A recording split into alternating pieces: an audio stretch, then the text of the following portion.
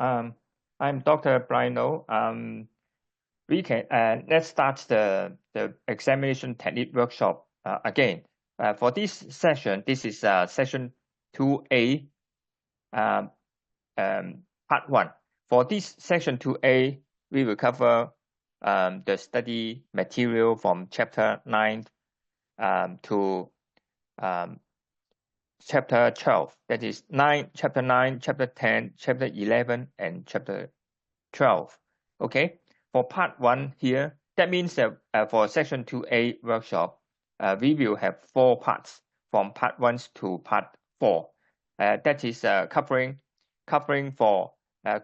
study material part 1, part 2, part 3, part 4, and this part 1 is mainly for chapter 9.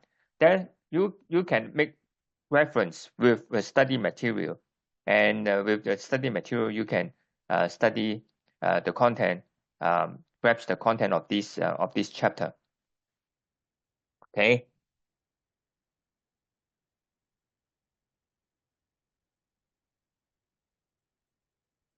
The topic for this session is the risk management processes. Remember, when we first cover the ISO 31000 standard. Okay, we cover the principles, the framework, and then the process. The process is mainly for the operation of the ISO 31000 standard. How to operate the risk management framework. Okay, if we're talking about the detailed processes, then this is a very good illustration extracted from the ISO standard 31000. And from this illustration, we can identify that you can divide it into certain areas, that is communications and consultation, consultation, and then scope, context, and criteria. Scope, context, that means we have to determine the borderline of our system, how to define the organizations, the entities. That is the boundary line, the borderline of the entity, and in which we develop our framework, the risk management framework, and or the risk management systems. Okay, and then the scope, the context, and then the criteria. And after that, we develop our process for risk assessment. And under ISO 31000, risk assessment will cover 3 main areas. That is the risk identification, the risk analysis, and the risk evaluation. These 3 main areas are the risk assessment. That means we need to identify our risks. What are the risk events that are encountering by the entities? Okay, and then after we have identified the risks that we are encountering, we will do the analysis, how to group the risks together, how to break down the risks, and then analysis the magnitude of the risk, how probable that it will occur, and then in case when it occurs, what will be the impact in terms of monetary value or non-monetary value.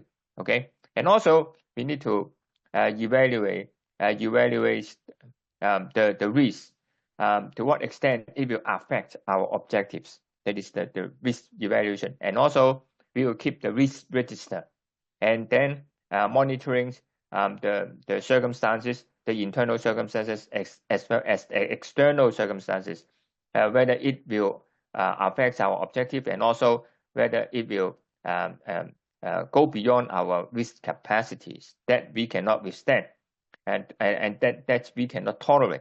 And also we have to consider for certain entities, they can grab hold of the risk opportunity, grabs the risk of the opportunity, and then maximize their benefit in order to achieve their objectives.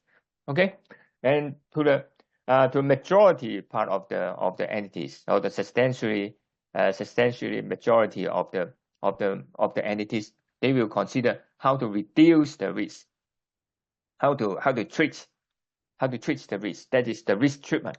Okay, that is a separate area from the risk assessment. Here they will consider how to reduce the risk, and so that they can the entities can get rid of the risk, or to the greatest extent. And of course that they cannot totally eliminate the risk, but they can reduce the risk, they can control the risk, and then how to they can modify the risk to the certain extent, and then they can handle the risk. Okay, of course they will keep the risk register to keep the significant risk and also the emerging risk.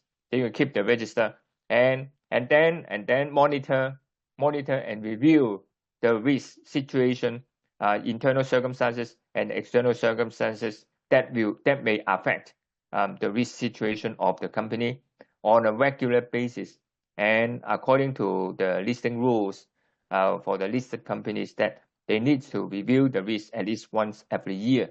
And of course, they encourage the listing rules encourage that the directors can take up their duty to monitor and review the risk in a more frequent way. Okay, not just at least once every year, or they may be half yearly.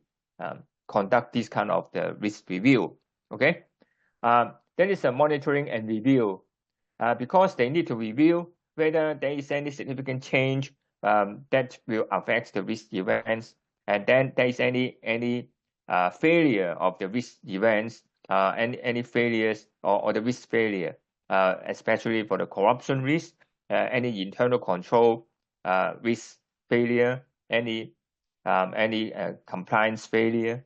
Okay, any hazard failure. Okay, and any significant change in the circumstances, internal circumstances, external circumstances, such as any resignation of the independent directors, any outbreak of war, any outbreak of pandemics. Okay, these are subject to review and monitoring.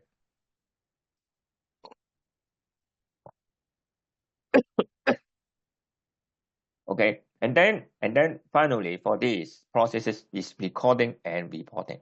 To record any review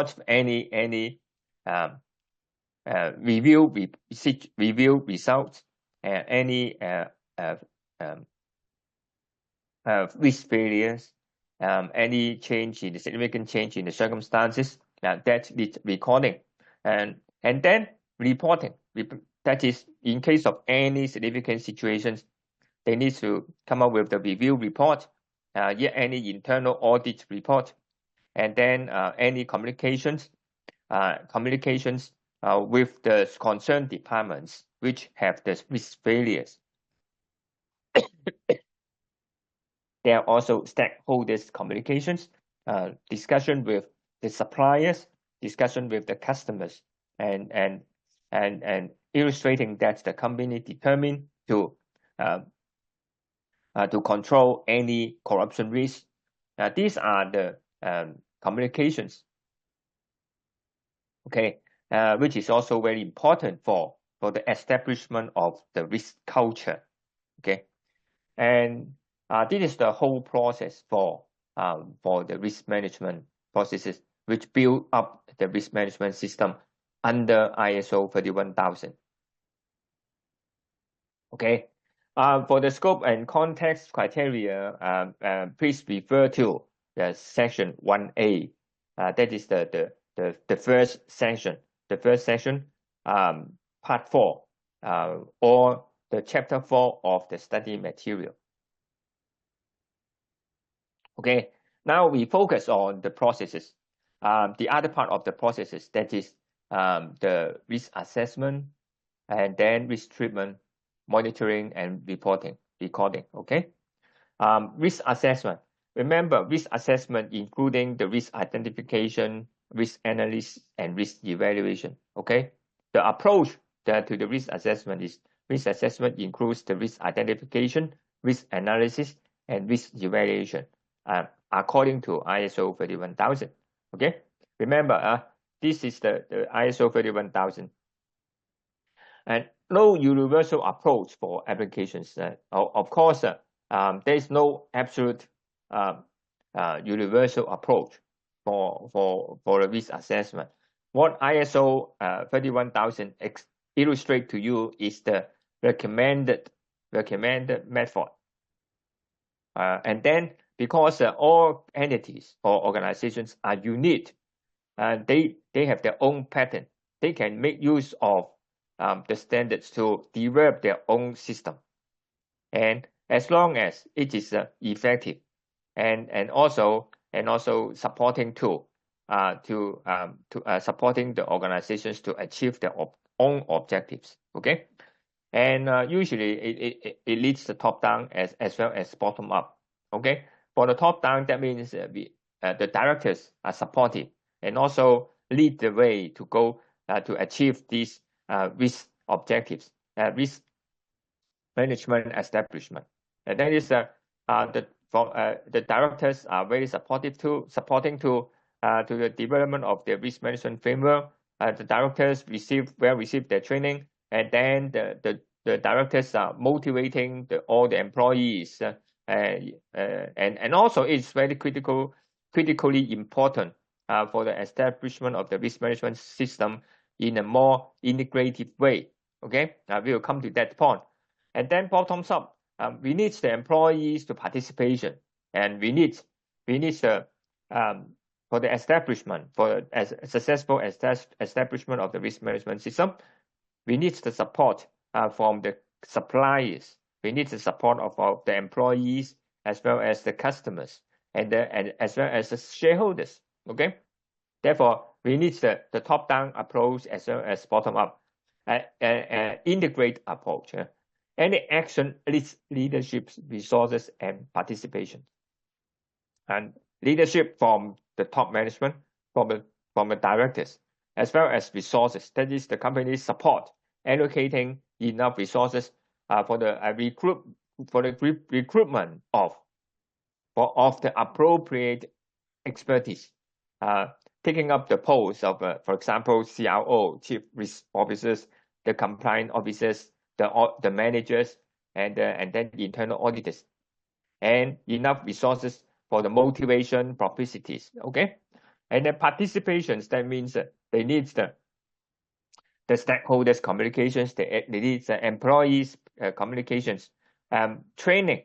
Okay, resources for trainings and the participation, genuinely conducted trainings. Okay, instead of the just the tick of the box. Okay, up to the entity to select its own approach to fix its objective with an optimal solution. Of course, the business organizations, they are profit making and their objective is to make profit, but at the same time, they need to control the risk in order to avoid any negative effect of the risk failures. Okay, and then they have the proficiencies, they have the CSR, they have the sustainability objectives, and risk management can help them to establish and achieve their objectives, and they have their own approach, and therefore these kind of entities, they have to set up their own risk strategies, and that means they have to link their risk management with their strategies, and in order to achieve their objective, and then they will set up the risk appetite and the risk objectives, and also the risk appetite statement.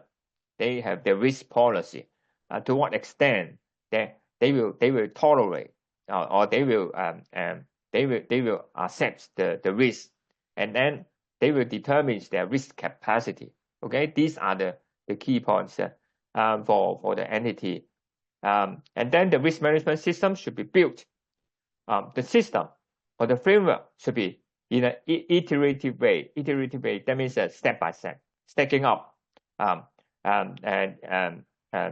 they need the resource allocations, and then they will build up their their system in module and step by step, and also entity-wide involvement. They need to involve the whole company instead of just the central part or the small part of the company.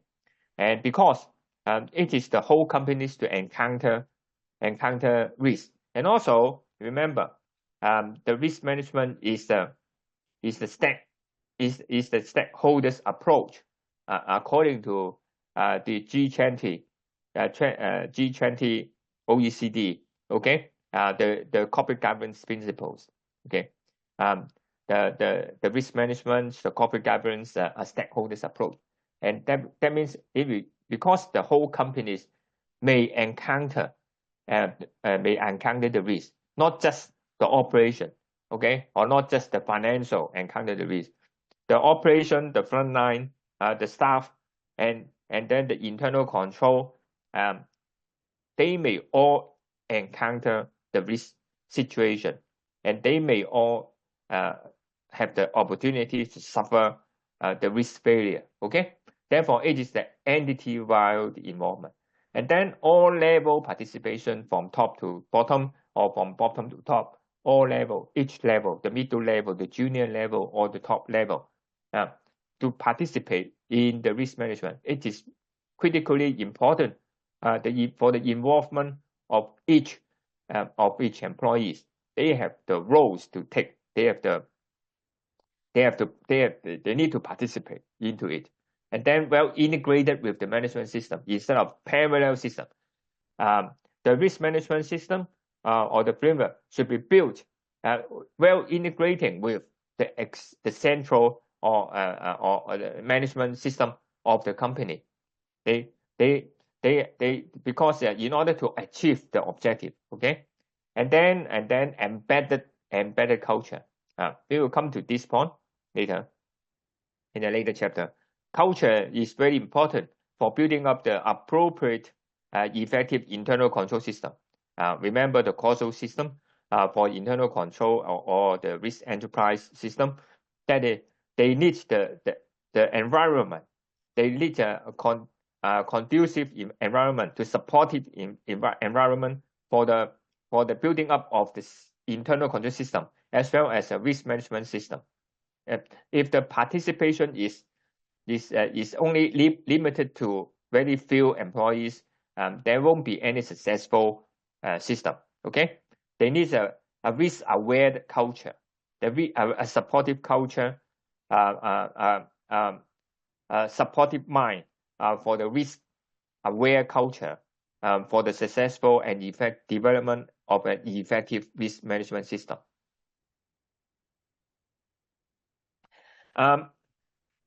For the risk assessment, as I have explained, that the risk assessment under ISO 31000 divided into three main parts. The first part is identifying risk, or the risk identification. The second part is risk analysis, and then the third part is risk evaluation.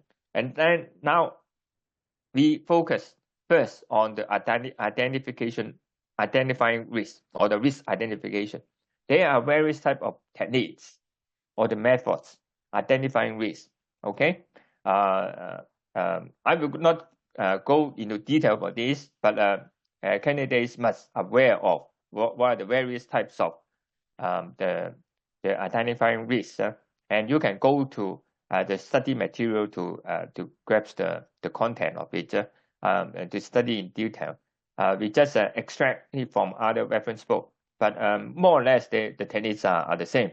Okay, techniques covering, for example, questionnaires and checklists. That is, they go through the checklist or the questionnaires to check whether it's the risk, there is any change of the circumstances or the factors or the parameters of the risk that they are encountering every day or every year.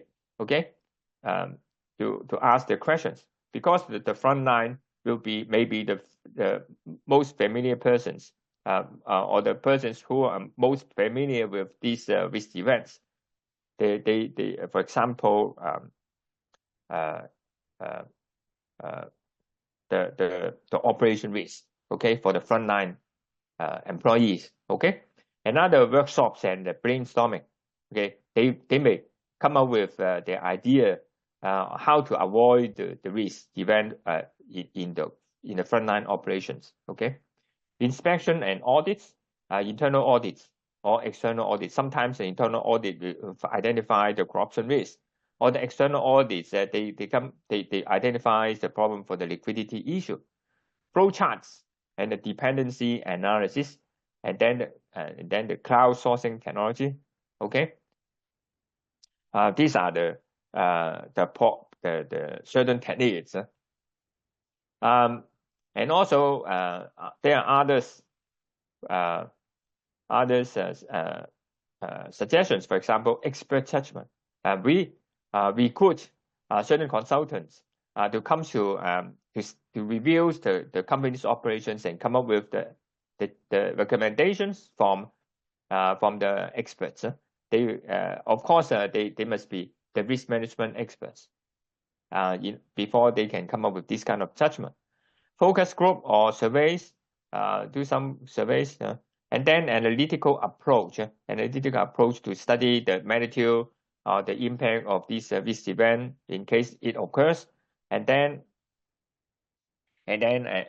come up with the probability, and then from time to time this kind of probability may change, and then we need to identify the problem. And also we study the speed, the switch, the Delphi, the root cause system, and process mapping. We'll come to this. Loss events and near miss investigation. Near miss, that we miss it. And then or loss event, we fail the risk event, and then come up with the investigation in details to find out what are the root cause. Okay, techniques for identifying risk. Expert judgment, focus group, survey, checklist, physical inspection, analytical approach, loss event, and near miss investigation. This is from chapter 9 of study material, section 2. You can make reference to this. As I remember, there's been a past examination question asking about the analytical approach. And then what are they? And then candidates are asked to write some paragraph for this. Okay. Analytical approach, use a range, research, and logic structure, and method to make risk identification more scientific and less prone to human errors. Sometimes this kind of judgment, for example, the expert judgment or survey, they may contain human error. Okay, but this kind of analytical approach is try to avoid human error, even though it is quite difficult to avoid this kind of human error. Okay, they try to make use of various type of scientific methods or techniques in order to avoid this kind of human error. What are they? Techniques include structure what if technique. Remember the switch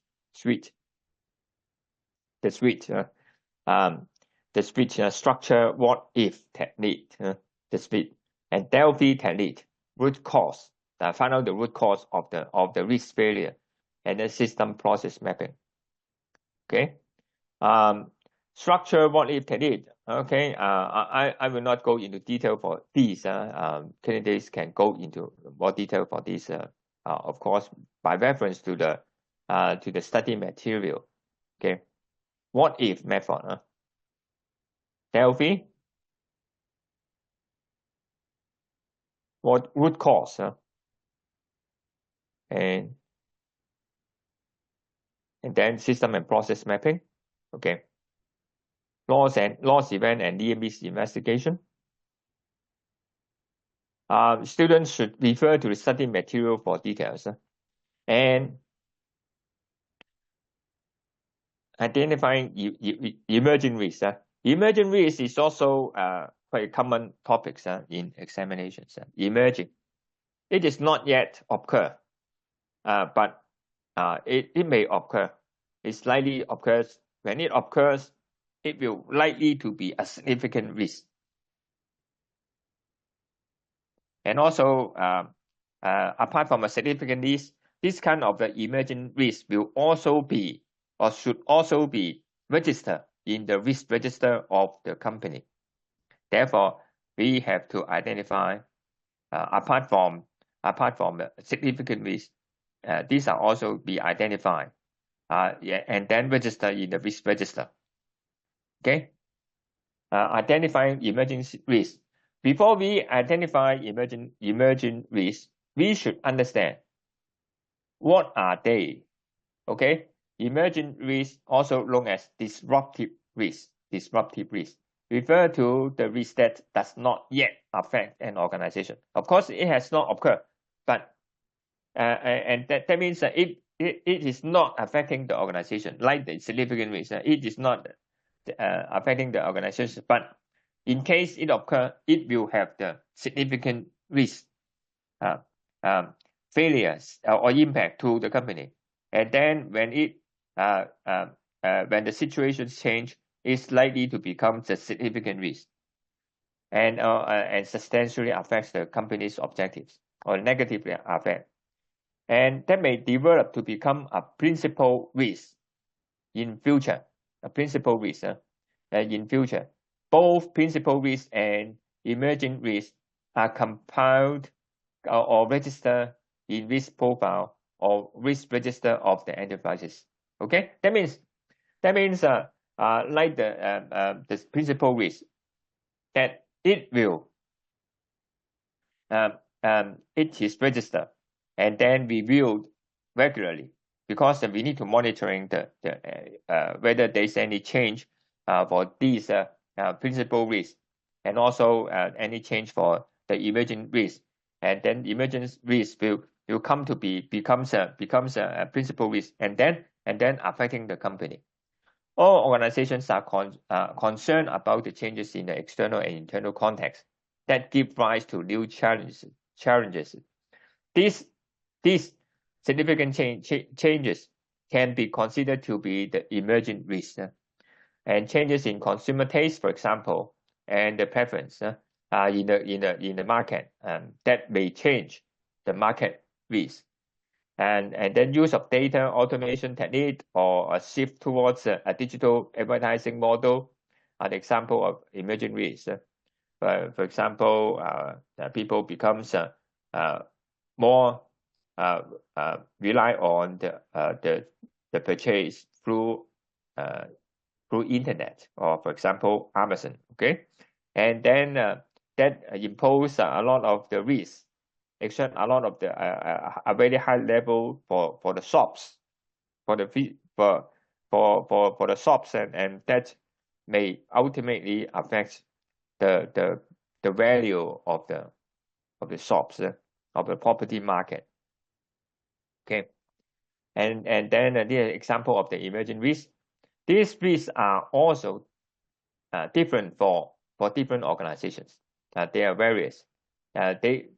Each companies or entities are unique. For example, business organizations, they have the profit making, and then they have different sets of external parameters.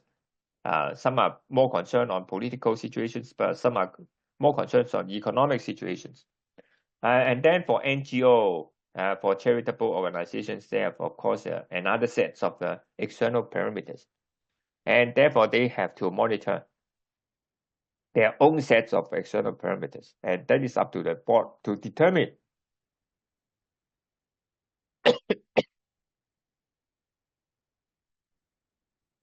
Board are responsible for making sure that emerging risks are properly assessed and responded to accordingly. Okay. Risk assessment, identifying emerging risks. Definitions for reference. A risk that is new or a familiar risk in a new or unfamiliar context or under a new context conditions. That is, it becomes re-emerging. Emerging risks are issues that are perceived to be potentially significant, but which may not be fully understood or assessed, thus not allowing risk management options to be developed with confidence. The International Risk Governance Council, they come up with these very complicated definitions. Of course, that is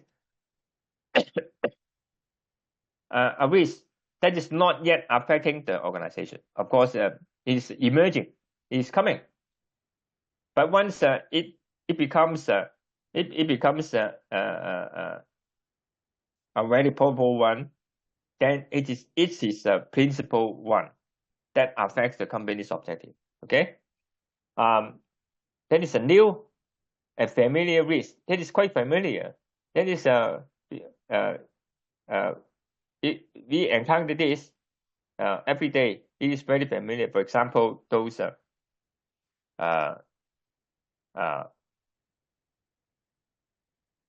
right rhinoceros.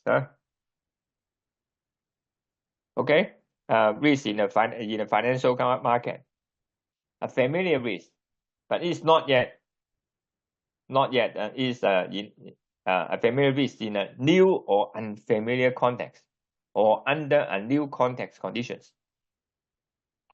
It is not yet a principle, but it is probably to be a principal risk when the conditions change. Emerging risks are issues that are perceived to be potentially significant. Potentially it is, but it's not yet significant.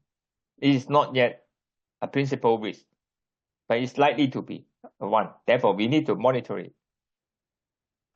Okay, but it's difficult in managing emerging risks. What are the difficulties? What are the difficulties? Difficult to identify emerging risks in early stage because at the it is not yet affecting the company, and therefore it may be neglected or overlooked by the directors.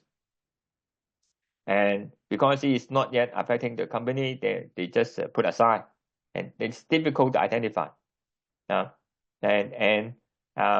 it is a principal one, then of course the directors will be more pay attention to this to the principal risk, but it is not really a principal one, and then the parameters, they are familiar, but it's not yet at such stage as a principal risk, and therefore they may be overlooked, and then usually not fully prepared for or understood by the entities. And because it is not a principal one, they will not pay attention to it. And then level of risk faced by the entity is constantly shifting due to increased interconnectedness. Risks are always interconnected. Political situations actually is a part of the economic situation. Interconnected. And then economic situations may be part of the social situation. Okay. A new technology, of course, new technology may affect the whole market, and then increasingly complex operation system, unmanned situation, and then automation, artificial intelligence, they may also affect the operations. And then globalization. Instead of producing the whole product by one country, the one country may develop one of the basic work in process, and then they are shipped by air flight to another country where they can continue the production of the work in process until it becomes a semi-product, and then it will continue to move by flight to the third country for the finishing of the product. Okay, and then it is finally moved to the fourth country, which is the market, and where they will assemble the final package. Okay, that is the globalization. And it's difficult to identify this emerging risk because totally 4 countries involved in this kind of product production and service. And it is difficult to distinguish and identify the emerging risks. Once when this emergency risk change, circumstances change in the third country, and then the fourth country, the first and the second country may not be have the same situations, may not encountering the same situation. Therefore, it is difficult for them to identify the emerging risk because it is so complex. Okay, typical example, the technique for identifying the risk, emergency for identifying the emerging risk. Typical one is PESTLE. PESTLE is the abbreviation of a political, economical, social, technological, legal, and environmental or ethical risk faced by the entity. It is a very common term, and then is when we study the market or the product for a new project, we will always come up with the feasibility study, 可行性報告, feasibility study, and this kind of a feasibility study is very likely to include this kind of topics, because we need to consider whether it is viable from a political sense, whether it's viable to be an economic sense, that is whether it is financially viable, whether it is the business model, whether it is a viable business model, and then it is socially well received in the market. For example, African country, when we come up with the artificial intelligence products, very well advanced, but in the African country, okay, whether it is socially acceptable, and then technological, whether it is well supported with the artificial intelligence, whether a vehicle is built with artificial and unmanned vehicle, whether it is physically whether it is a feasible solution technologically. Okay, legal. Okay, whether the company needs a license for this kind of operation. For example, a gold mine in an African country, and then environmental and ethical risk, whether the petroleum extraction still environmentally and ethically friendly. Okay, these are the risks faced by the entity. Right? That means when we come up with the new project, we always think, consider the directors has to contemplate these parameters, whether these are and before they can come up with the feasibility report. And these are the factors. The paragraph, they need the politically what are the issues that we need to take into account, and the economic situation, and social situation, technological situation, legal and environmental, ethical. Then that means when, for example, for the IPO, okay, come up with the prospectus, and then the first chapter is the risk factor, okay, and then it is very likely that they will include all these parameters in the discussion of the risk, and okay, and then SWOT is another method for identifying the risk. What are the strengths of the company? What are the weaknesses? And then what are the opportunities? And what are the threats that may affect? That is the threats is and the weaknesses are the risk factors. Who will be the new competitors? And then what is the technological problem? The artificial intelligence is coming. Therefore, the existing technology will become at the lower hand in the market competitions, because we need to build in more artificial intelligence. For example, the electrical vehicle, they need more artificial intelligence in order they can compete with Teslas. Okay, these are the weaknesses and also the threats. Okay, I think we have covered this. Pesto is simple to an extent. Actually, it is not simple because it covers a very broad parameters, and then but it is difficult. These kind of questions are difficult to answer. We need the experts, and also market review, market investigation, or the feasibility study to study the market, the social situations of the company, whether there is any social instability. For example, Venezuela. Venezuela, any social instability, of course. And then it is straightforward, but with a typical questions to be answered.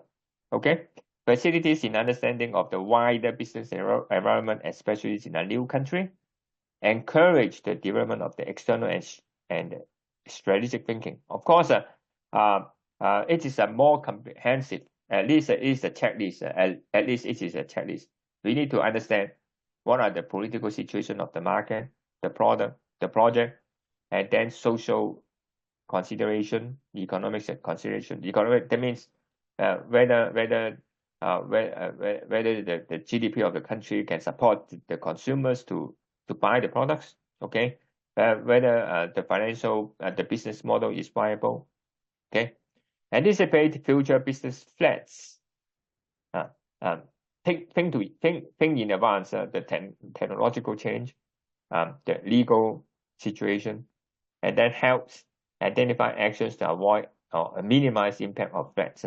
Because we have consider well in advance and contemplate the emerging risks, and then that will help the companies to control the risk, and then prepare the company to face the risk event. Facilitates the identification of the business opportunity. Of course, when we study the market, when we study the product, the project, then we will understand what are the opportunities, what are our strengths, and then we align and reformulate the company's policy, and then the strategies, the market competition, and the company can help the companies to grasp the opportunity. What are the disadvantages of a Pesto? Oversimplify, a bit simplified, a bit simple. Of course, these 6 parameters are the 6 basic one. They are also whether it is a successful one or effective one. It depends on the detail of. Devil is in detail, right? We need to go into the details of it. A very comprehensive investigation of the market. Okay, we need to understand the market, the product, the competitors, and then and also understand ourselves. What is our strength? What is our weaknesses? What are our opportunities, and what are our threats? We need to understand ourselves as well as our neighbor, as well as our competitors. Need to be consistently applied on regular basis for effective analysis. That means we need to monitor all these parameters in order to come up with a meaningful model for comparison. Whether there is any external change or internal changes, any significant development. Okay, requires multiple expertise to be involved. Maybe we need to consult more than one consultant or expertise. Sometimes they may come up with biased opinions, and then if we can have a comparisons, we can reduce the possibility of biased opinions. Access to external information source can be time consuming. Of course, we need to study the market. We need time, and therefore we need to avoid any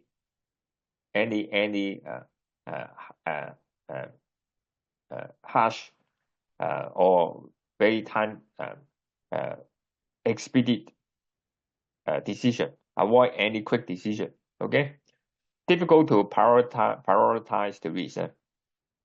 sometimes it's politically is problematic, but it is very attractive in a financial business model. Then it's difficult to override the political difficulties.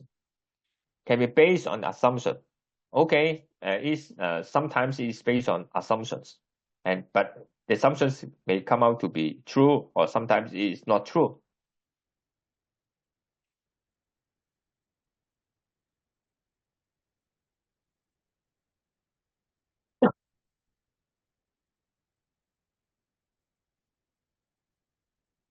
Okay, I think it's quite straightforward for SWOT. A good reference, World Economic Forum's the Global Risk Report 2022. Risk assessment technique, continue.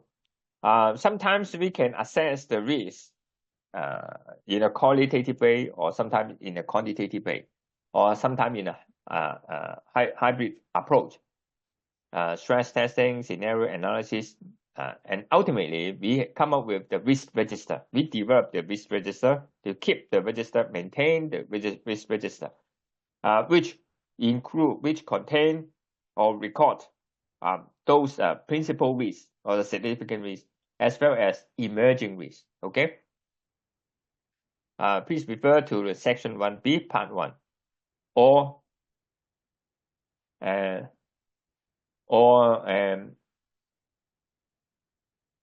chapter 5 of the study material.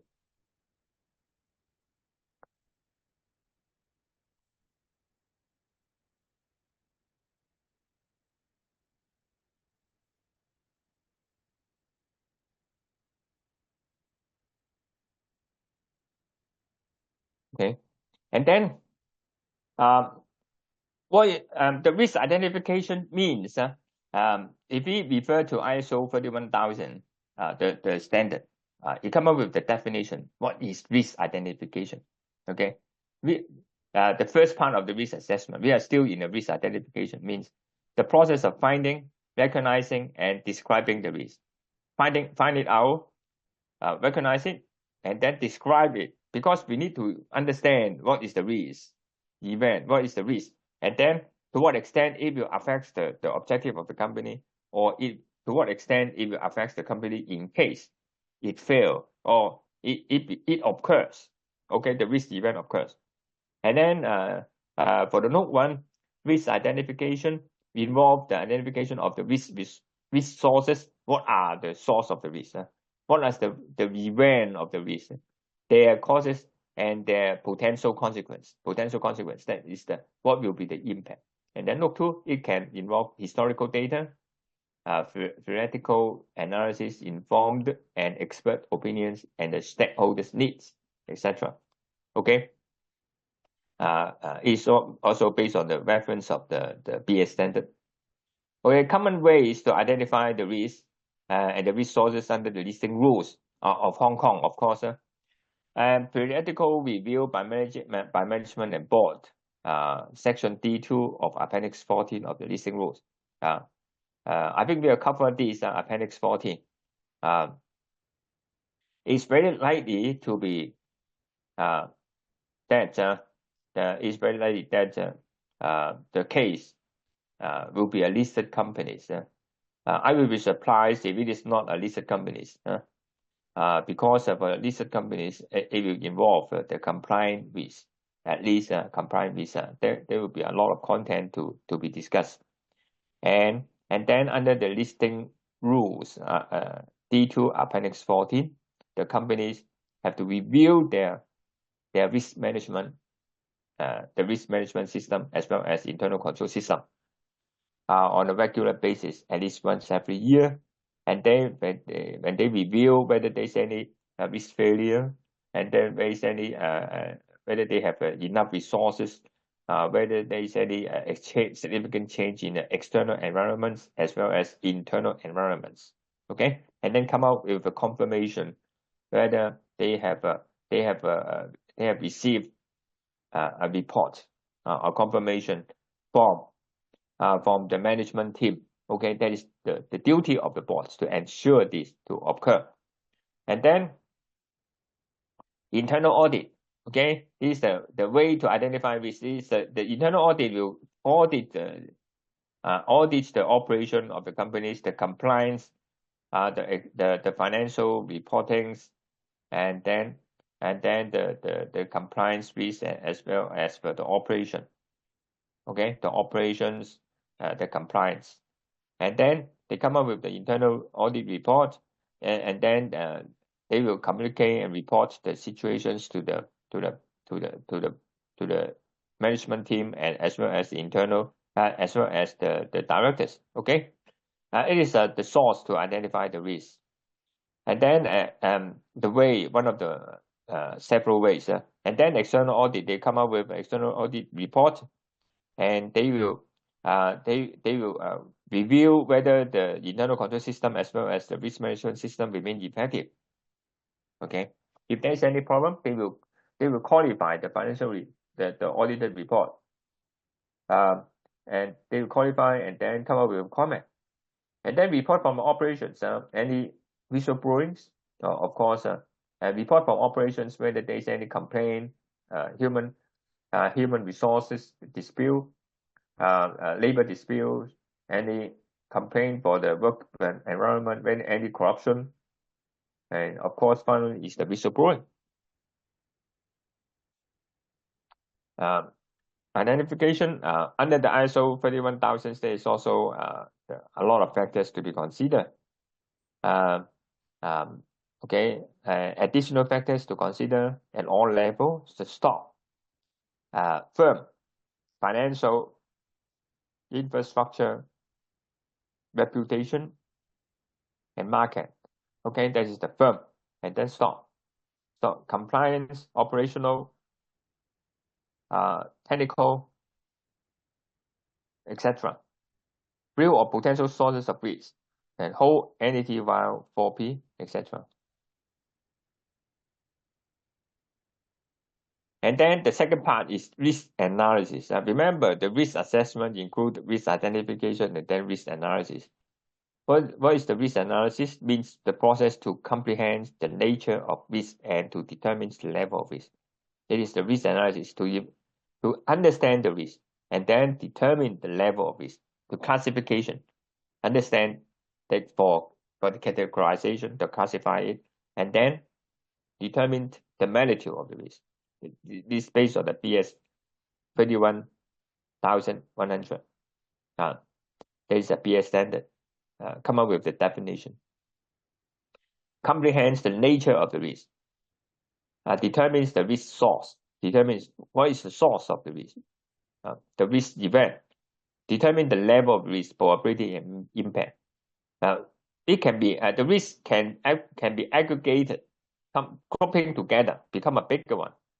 One, because if they are related, interconnected, and therefore it becomes aggregated or categorized. It is a liquidity risk. It is a market risk. It is a legal litigation risk. It is a reputation risk. It is operational risk.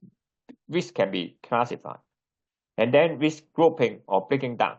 Sometimes we aggregate it. Sometimes it's splitting up into different risks. Determine if and to what extent the risk may affect the entity's objective. Whether it is a significant one and that affects, come up with the negative effect affecting the financial viability of the company. Setting up a risk register to record the risk for those principal risks, or the significant one, the principal one, and then emerging risk. Remember, and with the risk profile for those principal risk, determines the risk owner. Who are the owners? That is, which departments? The departments, whether it is from the top management, whether it is for example, the newly appointed independent directors, or the chairman of the auditors, or whether there is a change or replacement of or substitution of the internal auditor. This is also actually the source. The risk owner means the source, the risk source.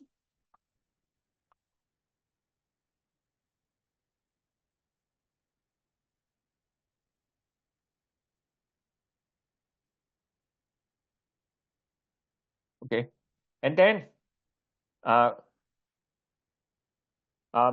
concentrate on the significant risk, because risk management is a risk-based approach, and then we need to identify what are the significant risks, what are the principal risks, and then we'll deal with it. And the benchmark test can be used to decide whether the risk is significant. Determine a line. For risks that will have a financial or commercial impacts, the benchmark test is likely to be based on a monetary value. Usually we can use a monetary value to determine the impact of the magnitude, and in addition to probability. Okay, but sometimes it is not really financially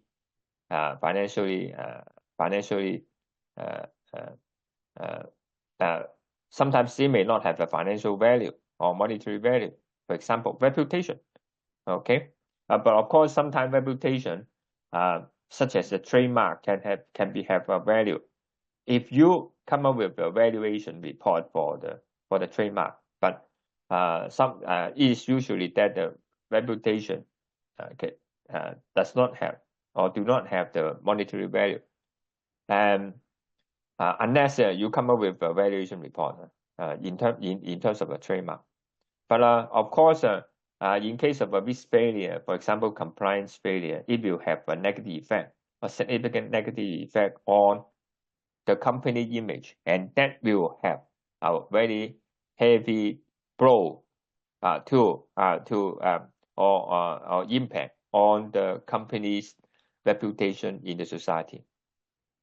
That may ultimately reduce the company's value.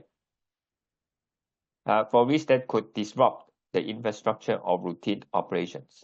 Okay, we need to identify these. Firm, benchmark, firm that is financial impact. For example, it is some typical benchmark test. Balance sheet 0.25%, for example. Just for examples. And then profit and loss impact 2.5% of the annual profit. For listed companies, for those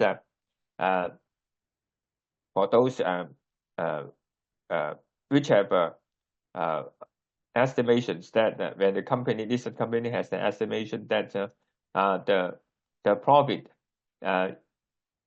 reduced by a significant percentage, they need to come up with a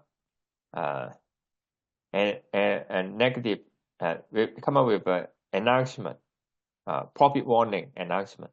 Okay, that is but to what extent that we come up with this kind of announcement? Sometimes with some listed companies will not make the announcement, even though they have a very substantial reduction in the profit. Financial infrastructure disruption to the normal operation, for example, half a day, or increase in the cost of operation.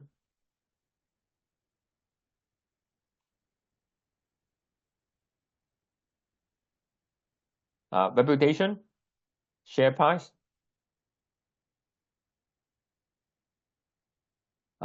marketplace impact on the balance sheet, profit and loss, because the effect of the marketplace ultimately is in terms of profit and loss. Risk categorization. Okay. Okay.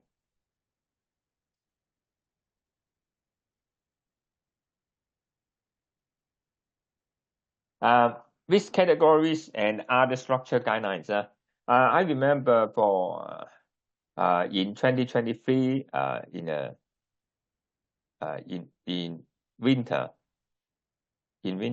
time, there's the examination. They come up with a questions asking about the risk categorization. What are the common categorization category of the risk? Candidates are asked to come up at least 6 categories, 6 types of classifications. Okay. Of course, the candidates should not just give the names. They have to elaborate a bit. For example, the strategic risk. What are the strategic risks? what is the content for strategic risk. And then, for example, project risk, what is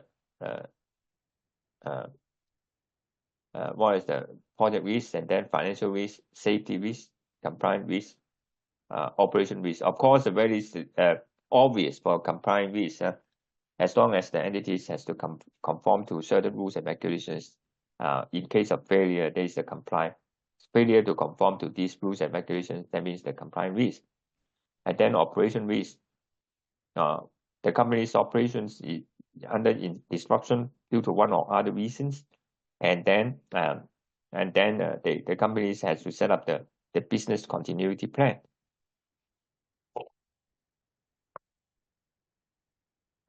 Okay, we need to be faster. And common other risk classification firm, FIRM, and then COSO, strategic operational reporting compliance. That is the so-called COSO. So-called enterprise group classifies the risk into strategic operational reporting compliance. And then IRM standard, that is a financial strategic operational hazard. Okay, there are various types of categorization.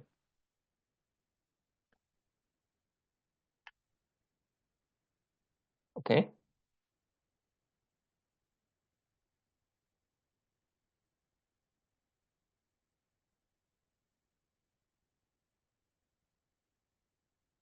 Continue the risk analysis. Risk analysis should consider factors: the likelihood of events and consequence, the nature and magnitude of the consequence, the probability, and also the impact, and also the complexity and the connectivity. Complexity, how complex is these situations, and also usually the political and economic situations, external environment is very complex and difficult for the company. Usually is beyond the control.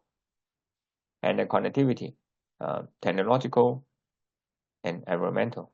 Okay, time-related factors, and the volatility, the effectiveness of existing control, whether it is compatible for the existing controls to remain effective, sensitivity and the confidence level. Okay, there are other factors to be considered. We come to this again because it illustrates the qualitative representation as well as semi-qualitative, the likelihood as well as the consequence for us to do the analysis, risk analysis. Okay, also risk analysis, semi-quantitative. Okay, the risk trade-off and cost and risk reduction measures. Also, this is the risk analysis illustration. It can help us to do the risk analysis. And then the risk analysis, that is by comparison the magnitude level as well as the probability of the risk. And based on this, we can compare the risk and then illustrate the impact of the risk. Technique, of course, level of risk, the magnitude and probability, and then the inherent risk means exposing arising from a specific risk before any action has been taken to manage it. That is the risk before the modification of risk. That is the original risk. We call sometimes we call the original risk level or the inherent risk, and then after the risk treatment, it becomes a modified one, and then it may be reduced, and then after reduction of the risk, the remaining part will be the residual risk.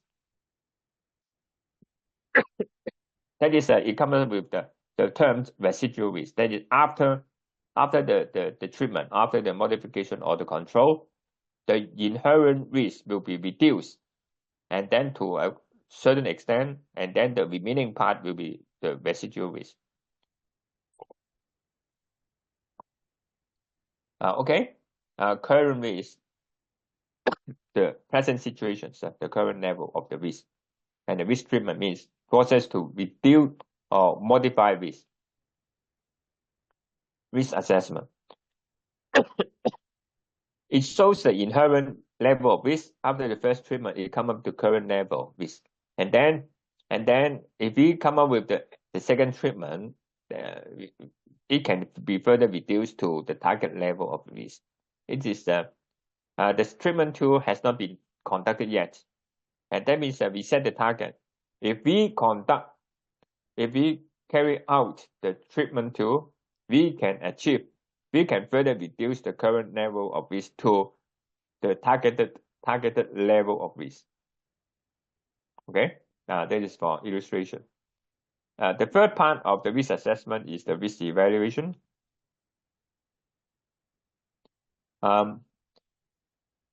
Determine the risk criteria.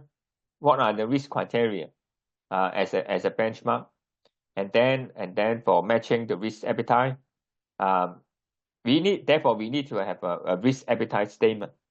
To what extent that the company is willing to tolerate the risk, to accept the risk or tolerate the risk, and then what is the risk capacities? What is our risk policy? Okay, and then after we do the analysis, categorize the risk, and we can evaluate the risk, whether the risk can be accepted or not. If we cannot accept it, then we need to control the risk and treat the risk, and then turn it to the target level of the risk, as we have illustrated, as we illustrate in the diagram. Okay, and then evaluate the risk policy and corporate strategy. Therefore, match with the risk appetite, and then match whether it is within our risk capacity, and then whether it is in line with our risk policy and the corporate strategies. If it is not, then of course we need to make further treatment. And then of course, if we cannot do something on our risk capacity, we need to review the risk appetite. And then if we have more resources, then whether we can reduce our risk appetite to adjust our risk appetite, that we can accept, more willing to accept the risk events, the risk, and so that we can make use of the risk, and then get the returns, or get the benefit out of the risk. Okay. Risk evaluation.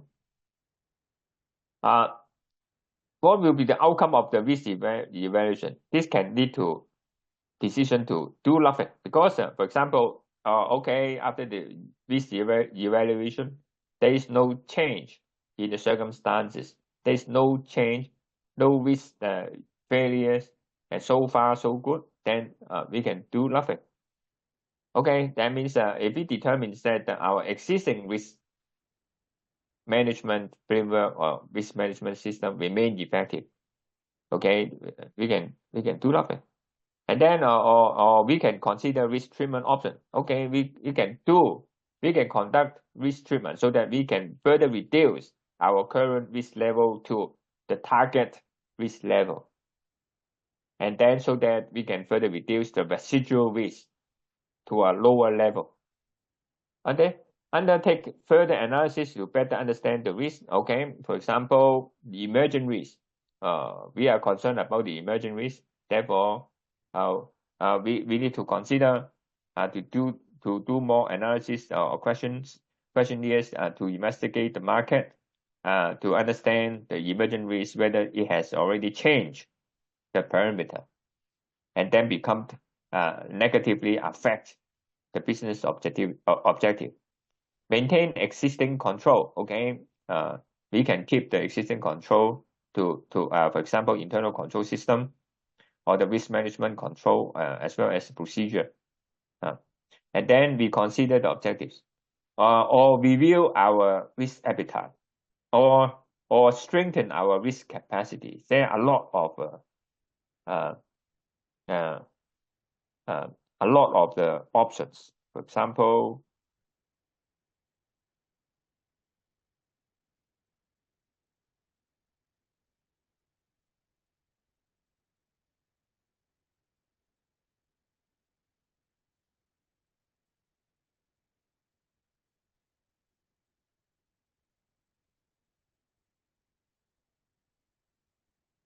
decisions to take account of the actual and perceived consequences, etc. Risk register. There is a past examination paper asking about risk register. What is it? Means a record of information about the identified risk, mainly for, actually is mainly for register, risk register mainly for principal risk and emergent risk. Okay. Of course, it's more meaningful to include those principal risk and the emerging risk instead of minor risk. Once risks are identified and evaluate against risk criteria as well as NTT. Okay.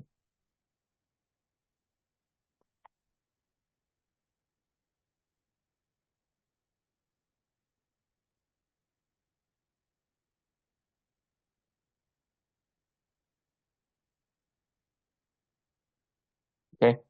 And then the risk register records include, but not limited to, the following information: first, risk profile, risk event, the impact of each risk, the likelihood to occur of each risk, the magnitude.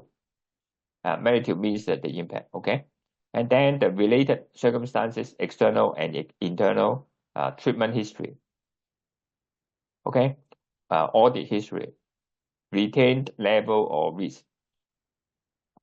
and then plan treatment on schedule.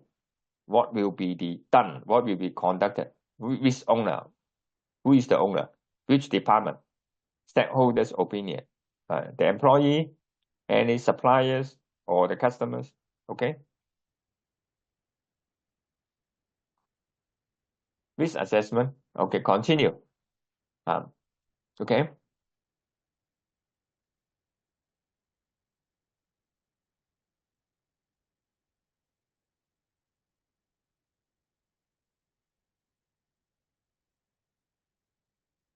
And risk and control self-assessment. Risk and control self-assessment. That means that the entities self-assessed. Instead of asking external consultant to conduct this kind of assessment for risk and control. Risk is the risk event, and then control is the control mechanism, the procedure, the process to control the risk. Okay. Self-assessment means the companies conduct this kind of assessment by themselves. Okay, risk treatment.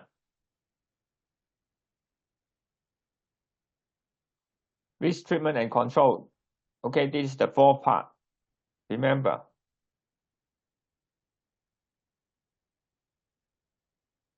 This is the risk treatment. Okay, this is separate from the risk assessment. Risk assessment includes the risk identification, risk analysis, and evaluation. And risk treatment is to control, to modify the risk, to treat the risk.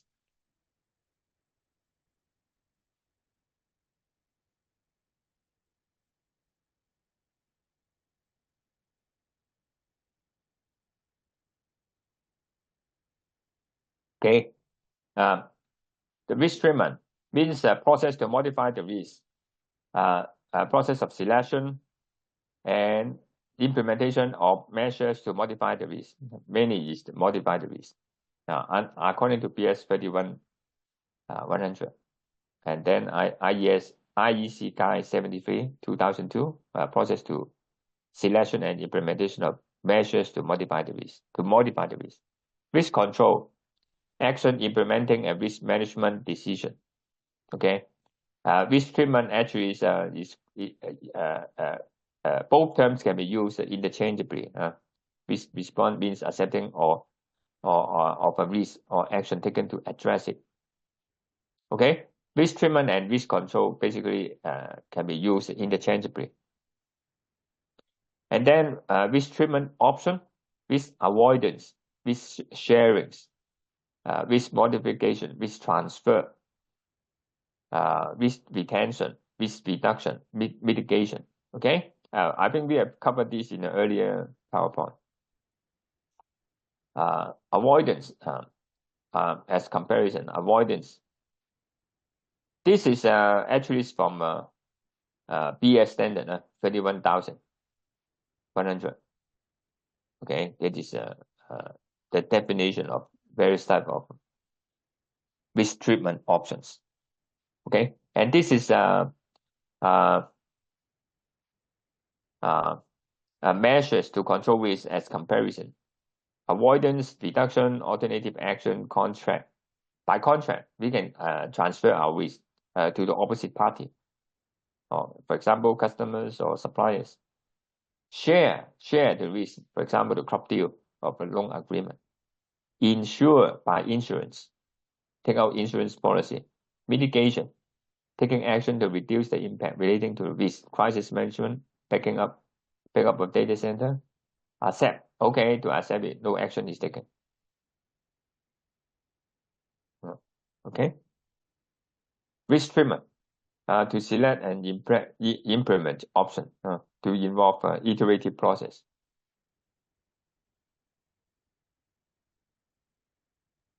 Okay.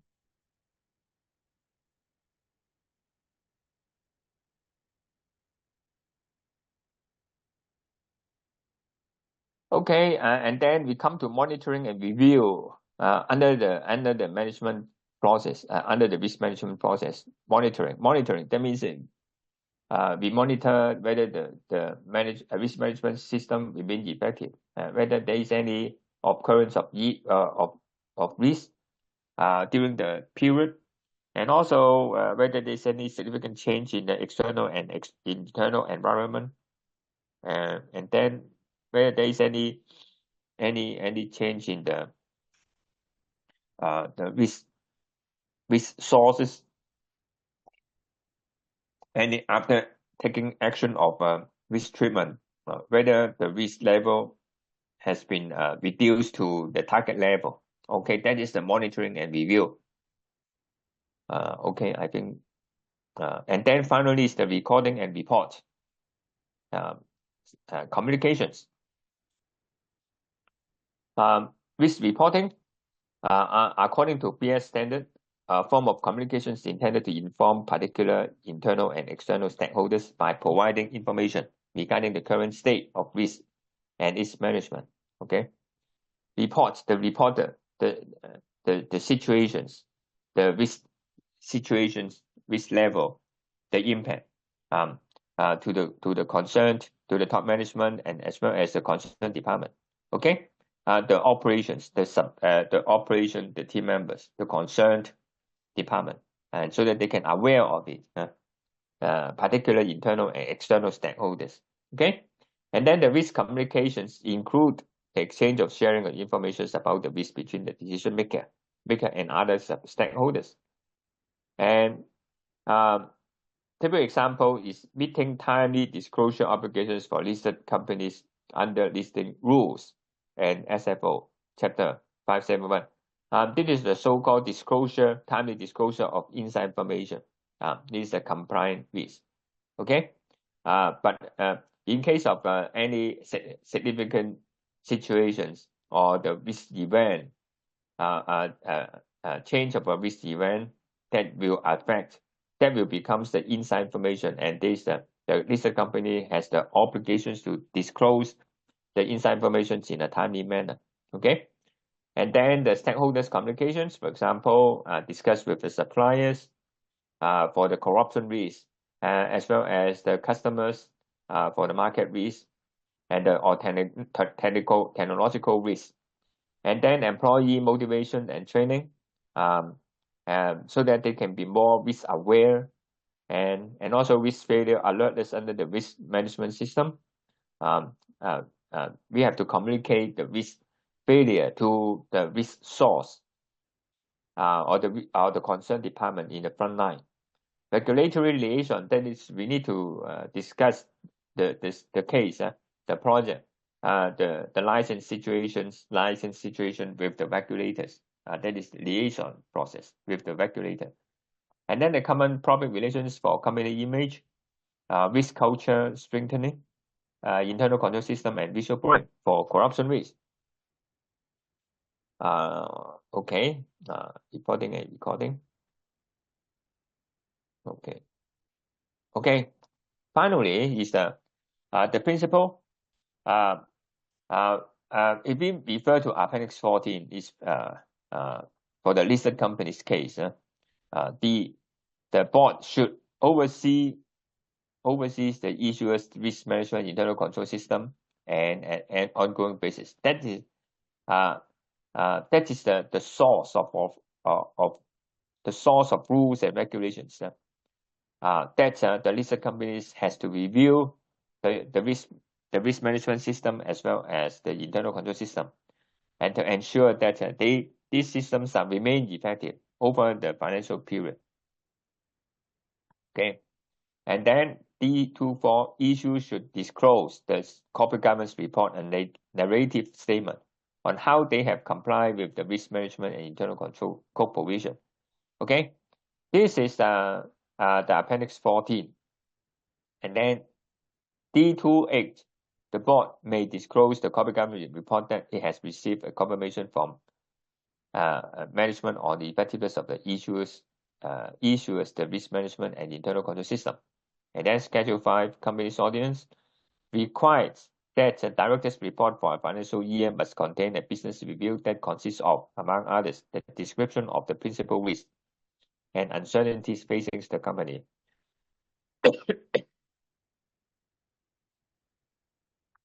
Okay. Here we immediately after the risk assessment, we can discuss about question 1 of examination paper, summer 2024. That is the latest one, latest examination paper. The question is asking about the risk management framework. Okay, we go through this.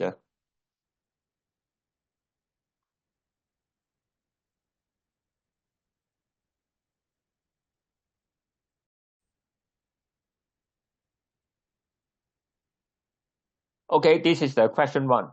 I think we do not have time to go through it. It's not necessary to go through the content of the case, but it is okay. You can make reference to this past paper, and then go through the past examination question. We have make use of this opportunity to review the past paper and the question, and then okay. What is the question? Prepare. The key point is the last part of the question that require you to do something, to write something. Prepare a report. Prepare a paper for the upcoming board meeting assessing risk management frameworks, encompassing risk architecture, risk strategy, and risk protocols as part of your assessment. Provide details of one aspect of each part of the risk management framework that you believe are important to Biscuits. Biscuits is the company of the case. Okay. Actually, sir, you are required to prepare a report, and therefore it's better to be in a report format, and so that you can get 1 mark. Usually, for the marking scheme, they will allocate 1 mark for the report format, and this is the question 1 of the examination paper in summer 2024. We do not have time to go through the case, but you can make reference to this by yourself. And then, but we need to focus on the first question. For example, here, prepare a paper for the upcoming board meeting assessing risk management framework, encompassing risk architecture, risk strategy, and risk protocol. As part of your assessment, provide details of one aspect of each part of the risk management framework. That's it. You believe are important to BizCase. BizCase is the company of the case. And that means you are required to go through to prepare a paper to come up with the risk management frameworks, encompassing the risk architecture, risk strategies, and risk protocols. 4 parts: risk management frameworks, risk architecture, risk strategy, and risk protocols. That you have to answer these 4 parts. Okay? And based on, if you talk about the risk management frameworks, that means you have to go through ISO 31000 or COSO system. Okay? And then in your in the study material you have this. And then for the marking scheme, actually is based on the study material. That means you can go through the study material and then come up with the answer, and therefore you have to study your study material. Okay. We come back to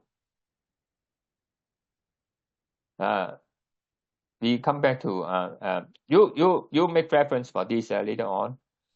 You get this past examination paper, question 1, and we need to come back to that. Well, for question 1 examination paper,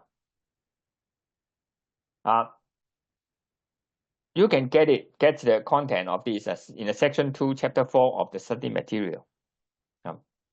It is actually based on the section 2, chapter 4 of the study material, and that is actually the marking scheme. They just extract this study material as a marking scheme. And the minimum risk management framework for a typical organization will include the mechanism for identification of risk. First bullet point, second bullet point, third and fourth, the 4th part. The first part, bullet point, is the the risk management framework. The basic risk management framework is first part, identification of the risk, how to identify the risk. And then the second bullet point is assessing the significance of identified risk.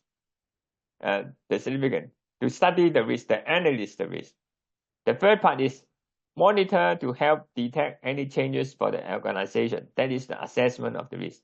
And then the 4th part is controlling the organization exposures to be risk. That is the risk treatment. To risk treatment. That is the 4 parts. But this is actually the assessment of risk and the treatment of risk. But it is not enough to be the risk treatment. Okay? That it is not enough for the risk management framework. This is just the risk assessment and the risk identification. Therefore, here the last sentence is these 4 activities: the risk identification, risk assessment, and risk monitoring and risk control are often known as collectively as the risk management process. Okay, risk management process. But you need to add more. It is not enough to be risk management framework. This is the basic process, the risk management process. Because for the risk management process, according to ISO 31000, they are the principles, right? These are the basic one, but you need the principles as well as you need the framework. The principle is, okay, this is the risk-based approach. It is the culture. You need the culture, right?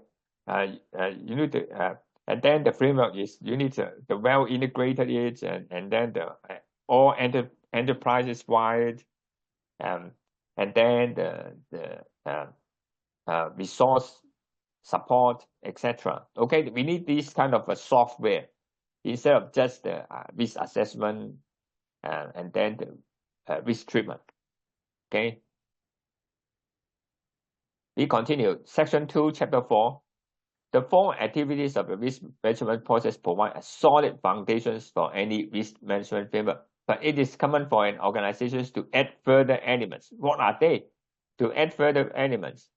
The ISO 31000 risk management standard and talks about 3 core elements. What are they? The architecture, strategies, and protocols. The architecture means committee, reporting structure, and so on. The strategy means risk policy and risk appetite. And then the third one, protocols, means process and procedures.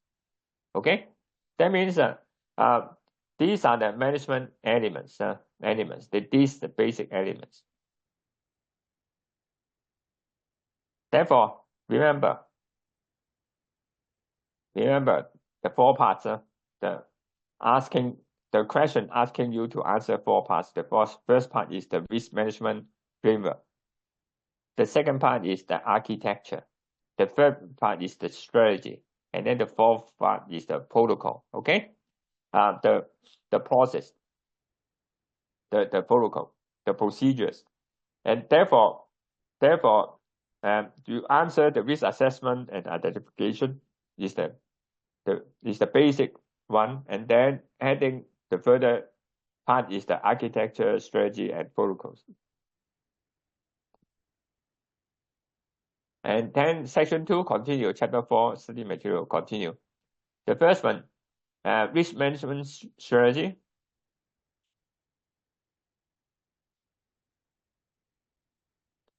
Risk management strategy. The objective, it talks about the objective, the process, procedure, activities must in line with it, the policy, the appetite, risk appetite statement. Okay, and then later on is the risk management procedures. What are the procedures? The processes, the procedures, and then technological system, and that is the risk management architecture. Risk management architecture includes the technological system supporting the risk management. Technological system is the risk management information system. And then the risk reports. Reports means recording, and the communications. Training and awareness. Risk governance and compliance arrangement. Specialist staff risk committee. Okay. Therefore, actually, the marking scheme is based on the study material. Section 2, chapter 4. First, it come up with the answer based on the risk management framework, which is the identification of risk or the risk assessment. Risk assessment include the identification of risk analysis, and risk evaluation, and then risk treatment. But however, these are the basic risk management framework. For the risk management framework to be effective, it still have to include the architecture, the procedures, and then the strategies. Therefore, it come up with the 4 parts, the 4 components of the answer. Okay, and all these actually is from the study material, and that the whole study material becomes the marking scheme. Okay, therefore study the study material. Make yourself familiar with the study material will be very important for this.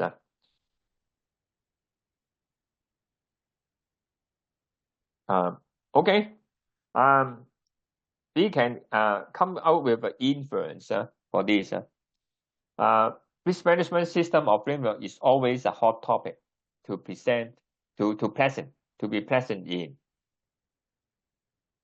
present in the examination.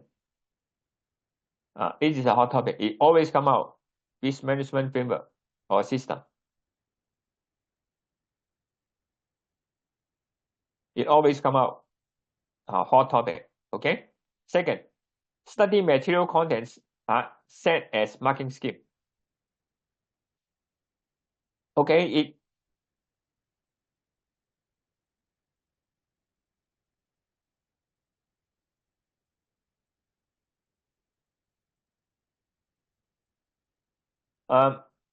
study material contents are set as the marking scheme. That means as long as you, that is for the study material, it is if the study is, if the discussion is more comprehensive, it is more than probable that it will come out, because the examiners the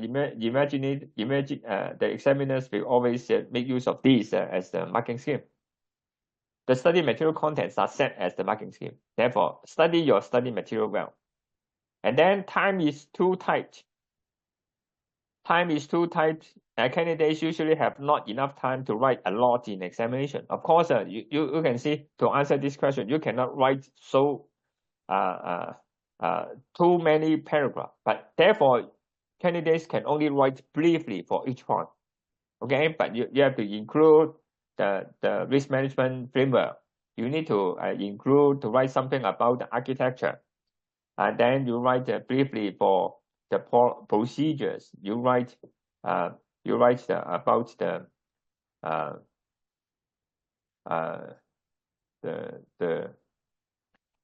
last part is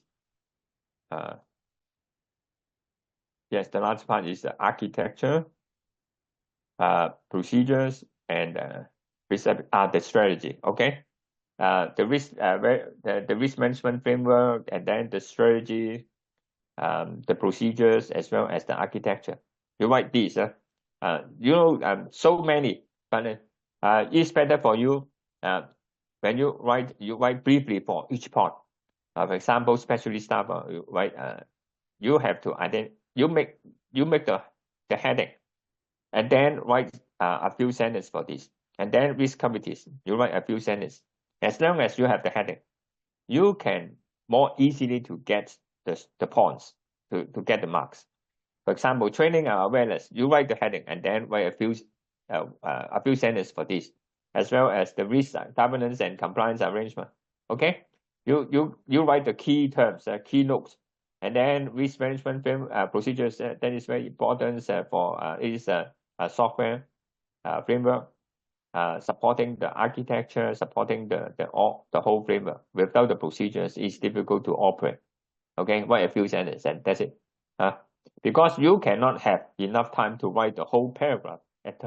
Don't spend the whole answering the time slot for answering. Just write a big paragraph with only 1 mark, because they will allocate amongst the topics. For example, risk appetite statement. Okay, risk appetite statement will state the risk appetite, and then risk appetite is defined as that to what extent that the company is willing to accept the risk. Risk appetite sometimes may be risk tolerance, to what extent the companies will tolerate in case of the negative side. Okay, and then for the companies will determine its risk capacity to determine its risk appetite, and then in case of a new project, they will take into account with the risk appetite whether it is willing to accept the risk for this new project. If it cannot be matched, then they will consider the risk capacity to be adjusted or not. Okay. As long as you come up with this heading, it will be, heading is more important than the content. Remember.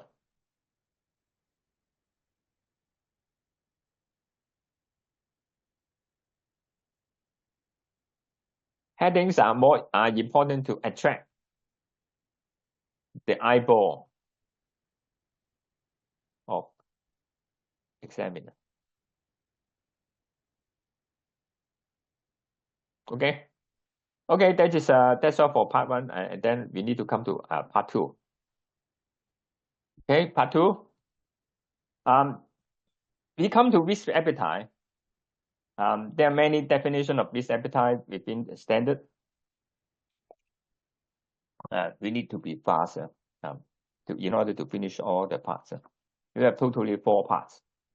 There are many definitions of risk appetite within the standard regulations. Most fall into 2 perspectives.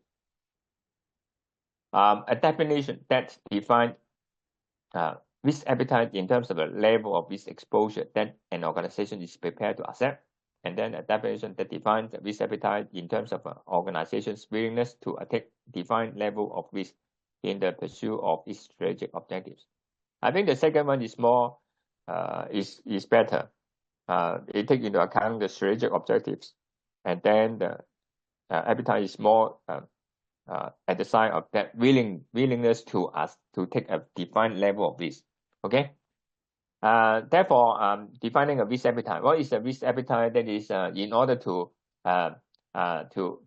achieve the strategic objective of the companies. The companies taking into account of its own risk capacity, and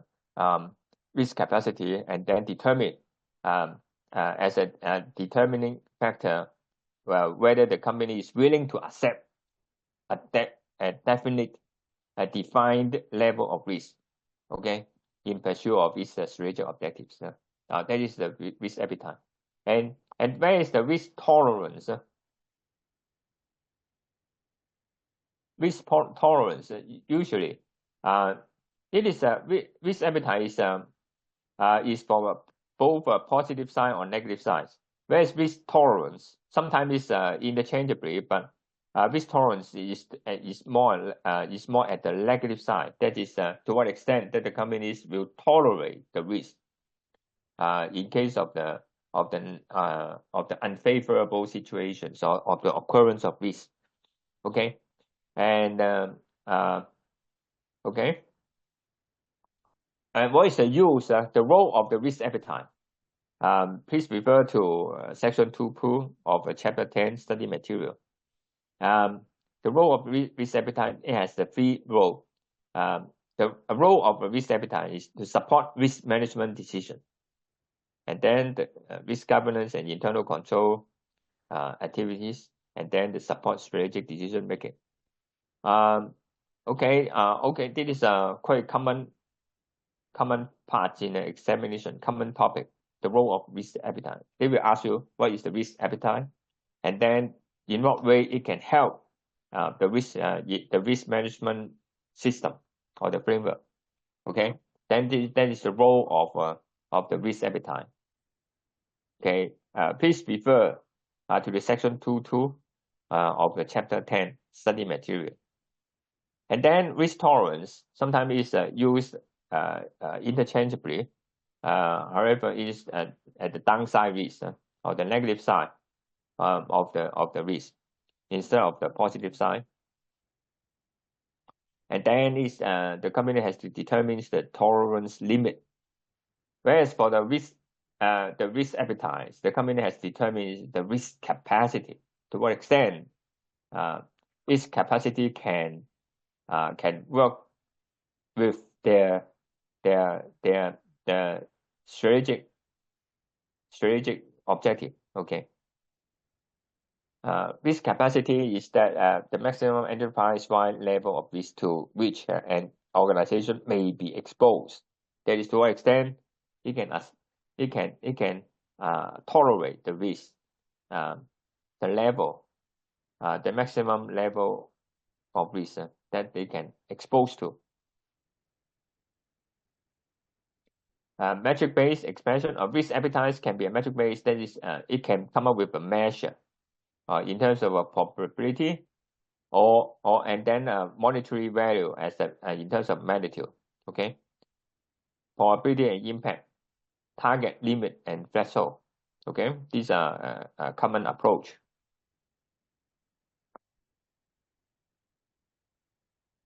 Okay, non-metric expression. Section 4 of chapter 10. Statement of value, for example, we will preserve as a corporate social responsibility or sustainability, etc. Or the companies may come up with we will be a good company in the community of this state or of this country. Okay, the statement of value, a risk management policy which we all often contain principles for the management of risk and a formal risk appetite statement. And I think we have talked about in the first part 1 of section 2A in a risk management framework, we should have the risk appetite statement, right? And therefore, we need a formal risk appetite statement for the risk management system. Okay, an organization may draft a formal risk appetite statement. This statement will usually explain the organization's value and the risk management principle that relates to its risk appetite. Any risk that the organization has zero appetite for, such as the risk of regulatory non-compliance or involvement, insolvency, and then the stakeholders that the organization has considered in determining its appetite for risk, shareholders, customers, or employees, and how the organization monitors its risk profile relative to its risk appetite. The measures that the organizations will take where risk exceed appetite. Usually, the risk appetite statement will include these factors to consider when determining appetite. What are the factors? Legal or regulatory requirements. Of course, it is a determining factors because compliance risk is one of the key factors of risk, and then the risk preference for key stakeholders group stakeholders. I think it does mean it means the controlling shareholders. What is the controlling shareholders? It is a determining one.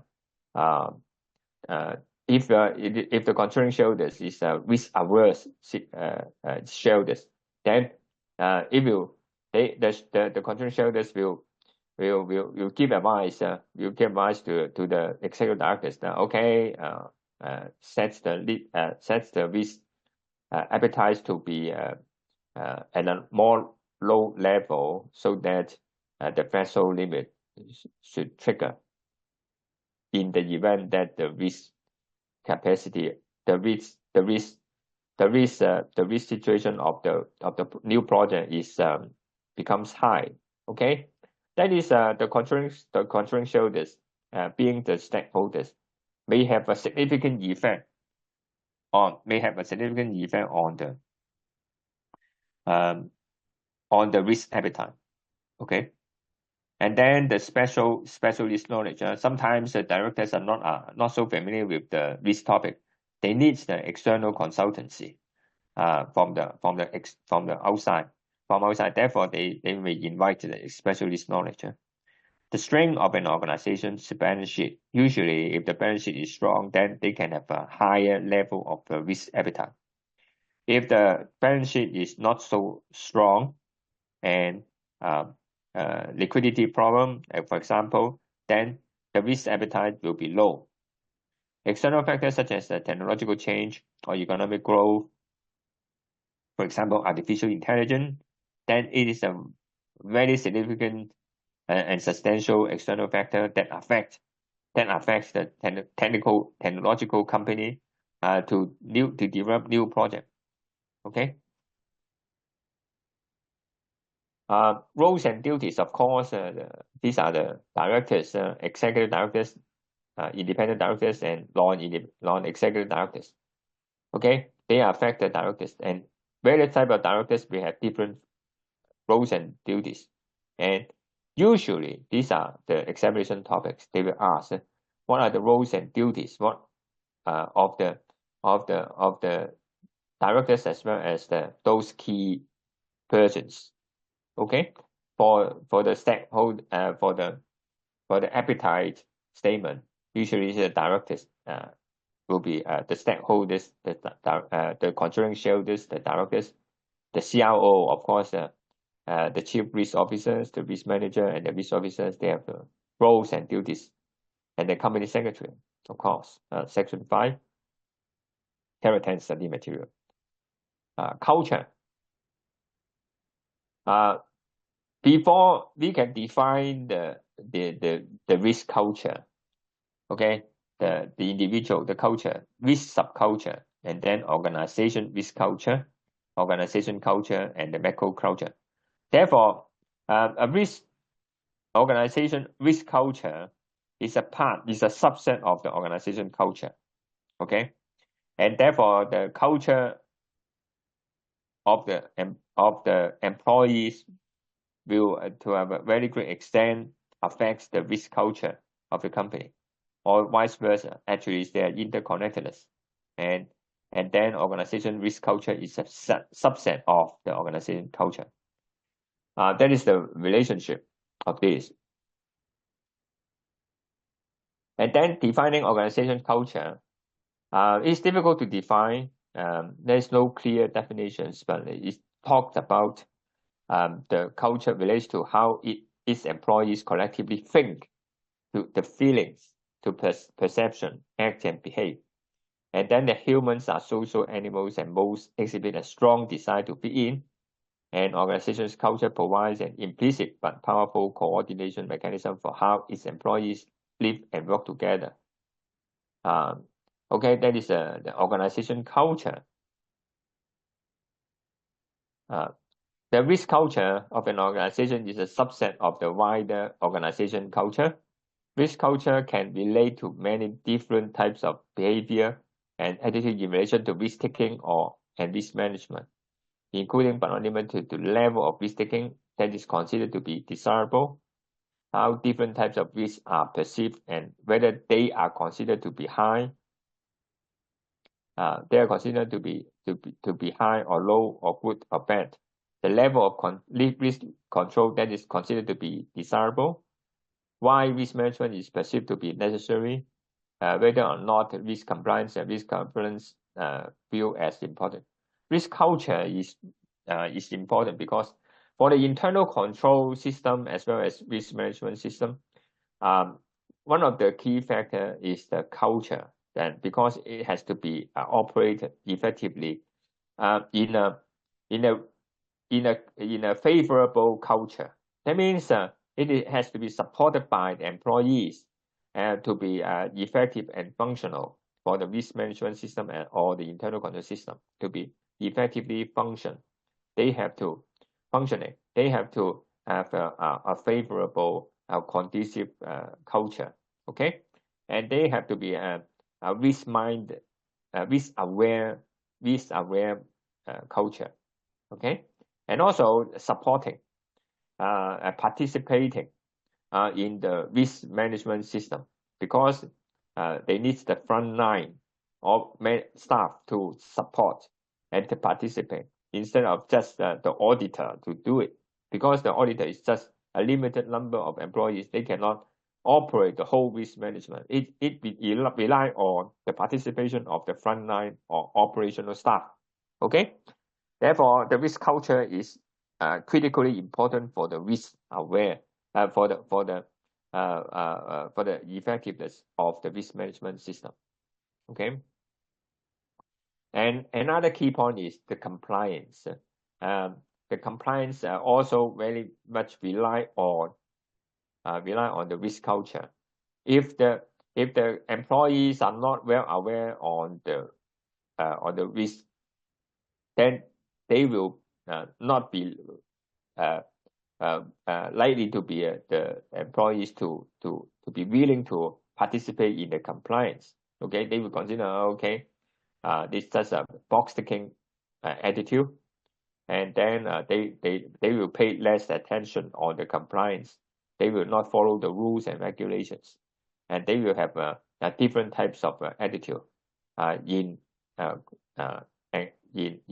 facing this kind of the compliance requirements. Okay, therefore, a risk culture, risk aware culture, are critically important for the risk management system effectiveness. Okay, and there is a past examination paper. Okay, actually this is the summer 2024, asking about 5 short questions. One of the first question is, what is the difference between organization culture and risk culture?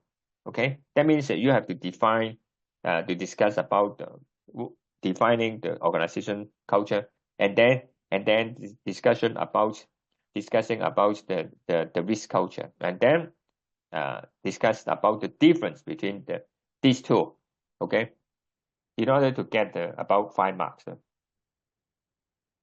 The consequence of the risk culture failures, of course, there will be the consequence, significant consequence. Culture failures that means the failure. That means that the risk management system will be not remain effective, or the internal control system failures, and the risk management system failures, because the employees will not be willing to participate in the compliance, and then they will not risk aware, and therefore the risk event, in the event of risk event occur, there won't be any effective crisis management, and there also there will not be any business continuity plan. Okay, and then the culture, how to assess and monitor control of the risk culture. It is difficult because it is human being. You need to do the survey, the employee survey, and also motivation, training, etc. Okay, there are some methods, but I think it's difficult to come up with a reliable culture survey, culture assessment. And then what are the roles and duties of a board leadership support form? How to manage risk culture. It needs the roles and it needs leadership and support from the directors and top management. Top-down approach, advantage and disadvantage. Setting objectives and strategies, resources allocation. Setting up a risk management system and compliance system. Setting up a good example, compliance and conformance with incentives. Recognition, incentive. In case of successful conformance or a high level of compliance, and then there is outstanding recognition of individual employees, that will be a very good motivations to as a risk culture, and then as a corporate governance, elevating the standard of corporate governance. Ensure the effectiveness of the internal control and whistleblowing. Regularly review of the effectiveness of the system. Risk culture and risk aware culture is achieved by LELAC. Okay, what is LELAC? LELAC, you can easily help. It can easily help you to remember the points. LELAC: leadership, involvement, learning. Learning means training. Accountability, that means clear authoritative line. Communications, okay, how help you to communicate, to discuss. Leadership, this is from top-down approach. Involvement means participation of stakeholders, the employees. Learning, that is provide resources for training and the proprieties promotion. Accountability, that means clear source of risk, clear authoritative line. And then communications, that means communicate, discussion, stakeholders, communications, etc. LELAC. One of the 7 principles of the ISO 31000 framework is human and culture factor, and even causal system. Okay, therefore we need a risk culture, aware culture. However, we should avoid mixing up with the blame culture. We do not need blame culture. That is, in case of any problem or risk failure, the top management try to blame the junior or the middle level or the junior level or low level, and in order to share their responsibility. That is the blame culture, not the risk-aware culture. Encourage risk-aware culture. How to encourage? Training, workshops, awareness poster, site inspection, encourage to report defects, leaflets, aware of success cases, awards of success cases. That is the recognition. sponsorship by company or the top management. Okay. Risk culture. Okay. This subculture. Subculture. Apart from a culture, there is also subculture. That is important for whistleblowing. That means apart from the risk culture, we need to pay attention to subculture too. To measure the gauge risk culture, entities are difficult and there's no universal approach. Okay? Difficult to measure risk culture. Okay, to come up with a reliable measurement. But we can do some survey, but just for reference. Remember, it's difficult to come up with a reliable measurement. For entities, it will be a board management and audit committee, risk committee to be in charge parties to handle the measurement. It may qualitative basis or quantitative basis.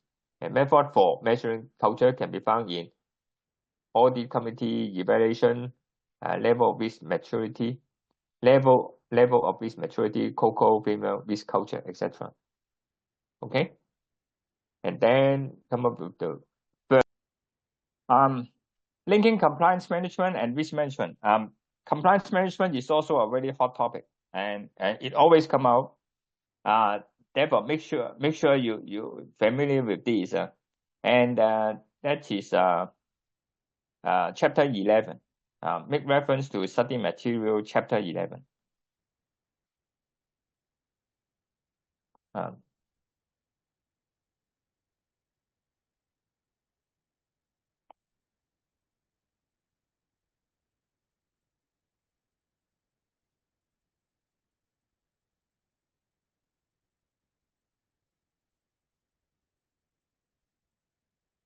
Okay.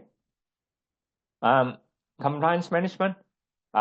We kept categories of these basic types of risk.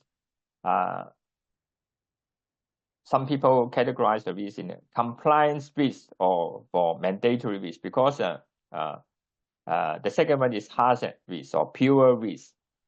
And then third one is control or uncertainty risk. The fourth one is opportunity for speculative risk. And in one of the past examinations, asking about what is the difference between the pure risk and the speculative or opportunity risk. Okay. Therefore, you need to familiar with the nature of this risk.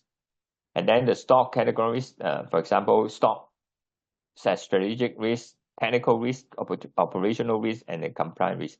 And therefore, however you categorize the risk, compliance risk is always one of the components.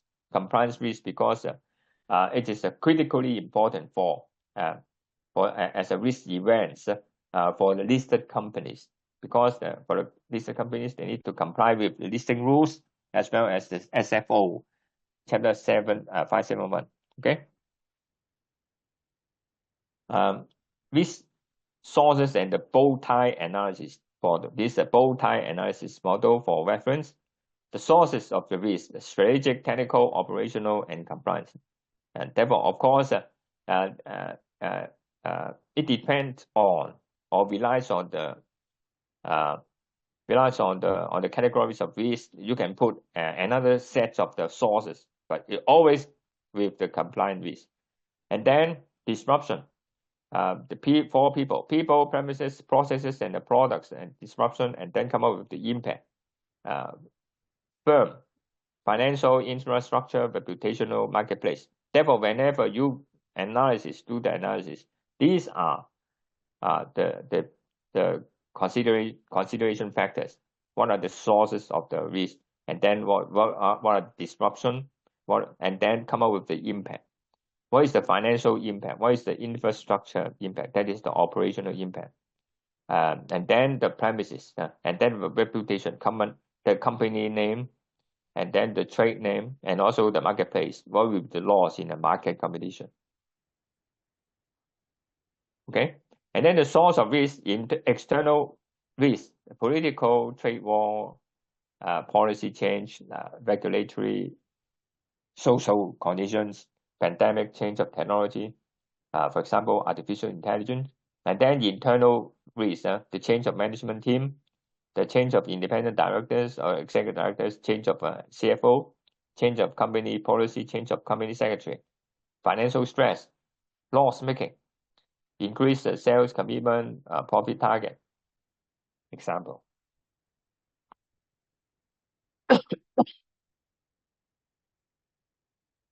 And then we are talking about the compliance management. That means we are talking about the characteristic of compliance risk. What are the characteristics of compliance risk? Usually associated with law, rules, regulations, license, permits, lease, etc. It is unavoidable because it is bounded with law or rules, leasing rules, for example, and also contracts and the lease. Okay, the companies it is a binding, and the companies has to conform to it with the terms and conditions, and then the law example, and now it is unavoidable. And then external source, it may be external, for example, the law. It may be internal, rules and regulations, conventions. And then captures legal and financial penalties, for example, failing to act or acting inappropriately. It becomes impacts, implications, legal implication, litigation, financial penalties by fine if the company failed to file the return in a timely manner. Okay, or disclose inside information in a timely manner. The company as well as the directors or the officers, related officers, becomes liable to a fine of 8 million Hong Kong dollars in maximum. Particularly for those regulated businesses or licensed with specific terms, telecom, health, broadcasting, energy, military, listed companies, etc. Serious consequence or for failure. Example, mandatory winding up of companies, collapse of borrowings, delisting or warning for listed companies. Directors may be subject to a fine, failure to disclose inside information, judicial effect on ongoing and sustainability because of litigation risk, and then because of the failure to comply with, there may be the strip of license. Failure to maintain the license, that means the failing of the business model, complete failure, collapse of the business model. Okay, license is a precondition of operation of certain project. For example, telecommunication operators or broadcasting operators. It depends on the license. Okay, company reputation. If fail to comply with certain rules and regulations, it becomes a disaster for company image. Difficulties on managing compliance risk. The difficulties, compliance risks are virtually unavoidable without proper risk management. Okay, we cannot avoid the law unless we withdraw from the we cancel the license and withdraw from the operation. For example, telecom license. Difficult to be transferred to another party. It is difficult. The licensee under the license, for example, for listed companies, it cannot transfer to another listed company unless it disposes the shares. Okay, the companies cannot transfer the license unless it's difficult unless it cancels the license. Even though the licensee may transfer the operations to another company, but ultimately it is the licensee to be responsible to any problem, to any compliance risk, or the failure of the compliance operations under the in accordance with the terms and conditions of the license. Therefore, it is difficult to transfer or virtually impossible to transfer, and difficult to prevent from occurring because it is a business model. It is for example, telecom operator. They cannot prevent the risk from occurring, and difficult to fully cover the risk by insurance, even though it has a insurance, D&O, for example, or third-party liabilities. but somehow we cannot have a very comprehensive, seamless insurance coverage. Sometimes we still have any certain gap in the risk of insurance. Managing compliance risk, how to mitigation of compliance risk. We need to set up a very comprehensive compliance management in accordance to the, for example, ISO standard 37201, right? ISO standard. Certain mitigation of compliance risk. Certain insurance companies cover D&O. It can, to a certain extent, help to cover the compliance risk to a certain extent, but it cannot totally cover, because it only cover directors and officers. How about the listed companies itself? Okay, and under the license, if there is a failure in a license compliance, D&O cannot help, because it is the companies to be subject to a fine by the regulator. Establish a high standard of corporate governance and risk management can help prevent risk from happening to a certain extent. Of course, if you maintain a very high standard of corporate governance and compliance risk management, it can help to reduce the compliance risk.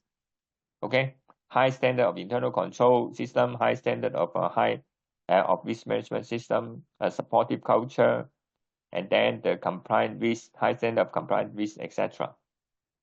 Whistleblowing, it can help reduce the compliance risk. Okay, it can help. And then under 14A, for example, SFO 571, Part 14A, Part 14A, a comprehensive policy and procedures for disclosing inside information can be a mitigating factor. That is, the listed companies can set up their own system. It can help in the event of failure, and then the regulators investigating the case, and then the company can explain to the regulator that they have already set up a very comprehensive compliance management system, and then unfortunately it still failed to control the compliance risk. And however, this can be a mitigating factor that the regulator may be pardoned to a certain extent, or relieve the penalty to a certain extent. Okay. And then final point is the regulators, courts, or market misconduct tribunal will look into the case details before making decision or judgment. Okay. Positive efforts of the companies or directors may help mitigating the liabilities. Example is the independent directors for the Green Cool case in the market misconduct tribunal. The tribunal pardons the independent directors for failing to control the financial report failure. Okay, and because the independent directors explained in the market misconduct tribunal that they have already conducted whatever the effort they can achieve. Okay, and then they have done what they have to do.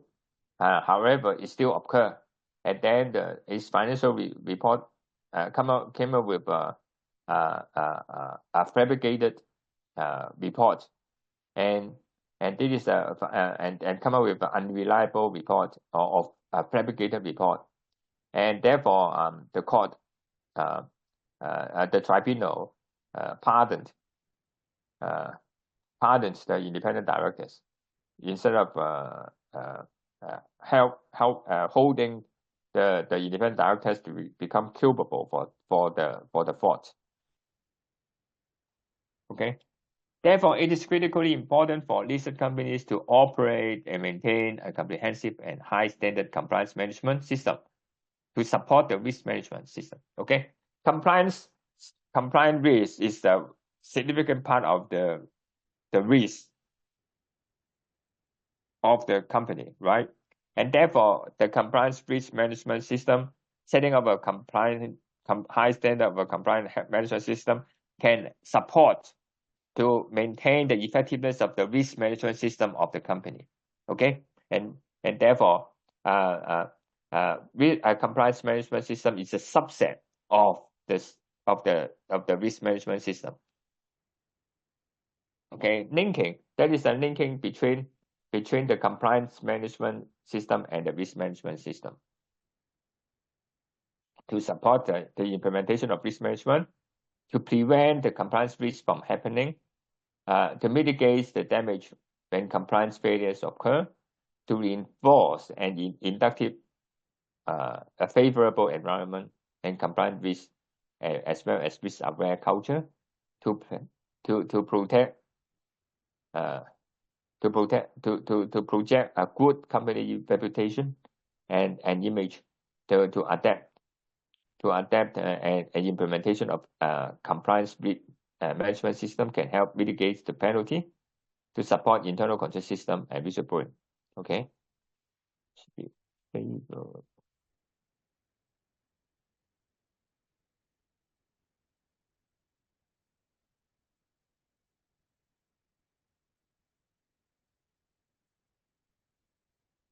The linking between the compliance management and risk management. Okay. Risk management rules and regulations.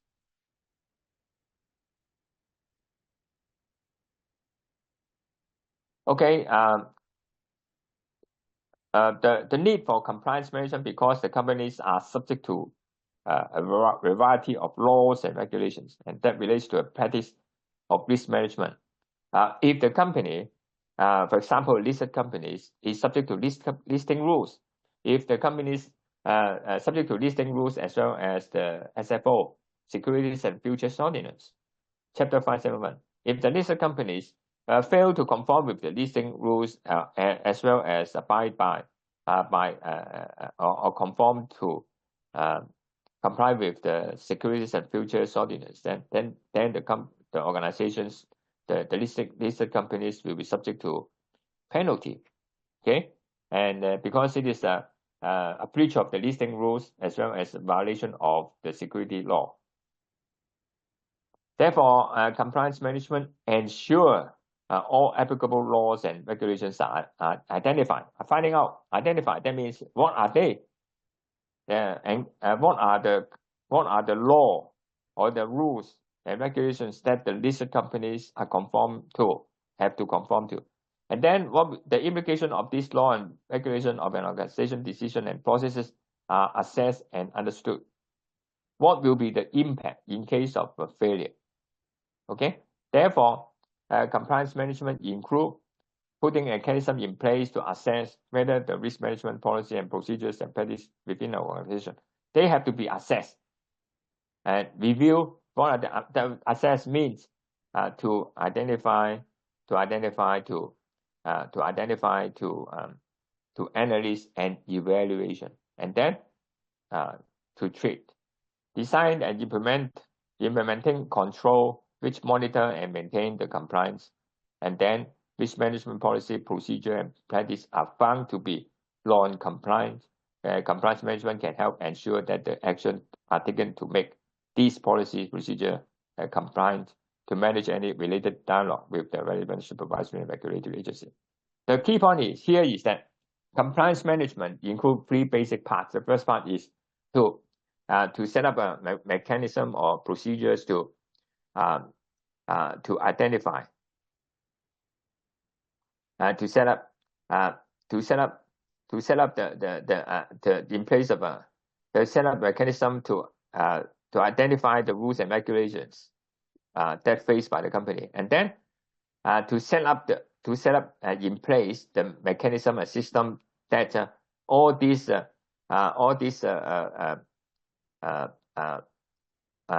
policy, procedure, and practice within organizations are compliant with the applicable laws and regulations. That means they have to set up these mechanisms to conform to, ensure the companies conform with all these applicable laws and regulations. Okay, and then set up the controls to ensure the monitor that maintains the compliance. Make sure the companies conformed and comply with these compliance. And then in case of any failure, and in case of any failure, then the companies can be alert and then making a remedial action to ensure to remedy the situations and then continue to maintain the compliance. Okay, common individual groups and functions that have what are the roles and responsibility? Of course, board and directors has the ultimate responsibility, and then the audit committee, company secretary and governance professionals, compliance function and the risk management function, internal audits, line manager across the entity, compliance, because the compliance are actually are conducted by the line employees, the operational employees, the operational team members instead of the auditors or the company secretary, because it is the operational team member to comply with rules and regulations. Risk management, especially compliance risk management, is costly, and therefore it has to be done the risk-based approach. That means they have to assess the compliance risk, and then it has to. The problem is, even though it is a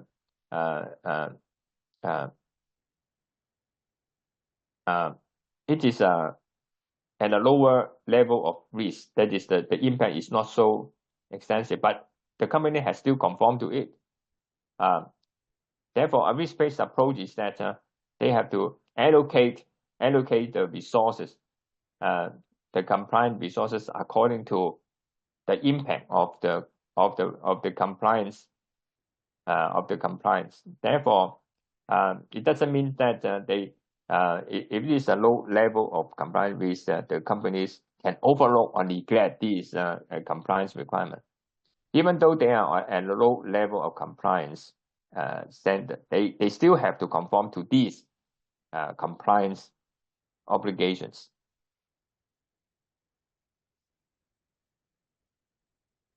Okay, tools for the compliance management functions. There are various types of tools, policies and procedures, codes of conducts, reviews and audits, impact analysis, gap analysis and action planning, risk registers, compliance reporting, human resources related control, whistleblowing procedures, and appropriate compliance culture. Okay. And then compliance management system, ISO 37301 issue published in 2021. This is for reference only. Okay, I think we will not go into detail for this. Okay, and then the last part 4. Okay, we will try to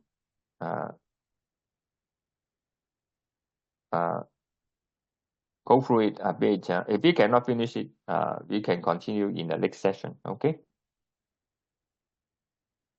Risk control strategies. Risk control strategies. This is based on the chapter 12 study material. This is the part 4 of section 2A. Therefore, it's the chapter 12. Risk-based approach. Of course, we have discussed this before. Okay. And then for hazard risk, what is hazard risk? Hazard risk is basically it's an internal control risk, and then or business risk. And then how to respond to this? We have the so-called 5T, 5T approach: tolerate, treat, transfer, terminate, and take. Okay, what are they? If the impact and likelihood analysis, okay, there are 5T. To terminate the activity, generate the risk with high likelihood and impact, and then transfer it to another party, and then to take the opportunity which bear risk, to tolerate the risk if it occurs, to treat the risk to reduce the likely impact of exposure. Okay, 5T and hazard response. Okay, different situations and then applications, and of course, to treat means to tolerate means to tolerate, to risk retention, risk acceptance. Okay, and then to treat means to control, to reduce, to modify. The risk treatment, to risk modification, to risk control and risk reduction. To transfer means to transfer to other party, to risk sharing, to mitigate. And terminate means risk avoidance. To take risk optimization, that is the strategy set and processes taken to minimize the negative and to maximize the positive consequence. To take the opportunity means opportunity risk to means, for example, the company make the financial institutions to make use of the risk and becomes this market competition, or insurance make use of the opportunity to increase their market shares. That is, it becomes to minimize the negative side of the risk and then maximize the positive consequence of the respective probability in order to achieve the objective. Continue. So tolerate. Okay, I think yes. One faster. Tolerance to I think we have to understand, we have already studied this. We cover the risk tolerance definitions to one extent that the companies can tolerate the downside risk in the event of a risk event occur. Okay, tolerate. Okay, risk appetite, risk tolerance, to what extent it can accept. Okay, that means the company has determines the risk capacity, and then the risk exposure, the concern zone and the cautious zone. As long as it is the risk exposure is within the cautious zone, then there is no concern.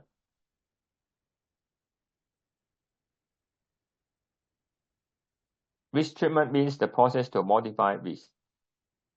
Risk treatment. Okay.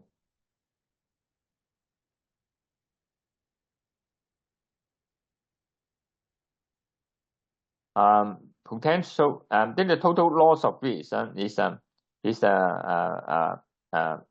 summation of two factors. The first one is the cost of control, and another one is the potential loss. Okay, the total loss of risk is if we put a lot of cost of control, then it can help to reduce the potential loss, but ultimately, the cost of control increase actually is a total loss. The total loss will also adding up. How to come up with the optimal solution is to at this point where the total loss of risk is the minimal level.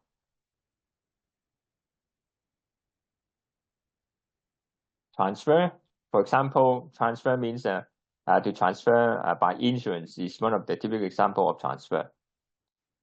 Example, probability high insurance premium, extremely high risk, not to be insurable. Example, reputation, absence of insurable interest.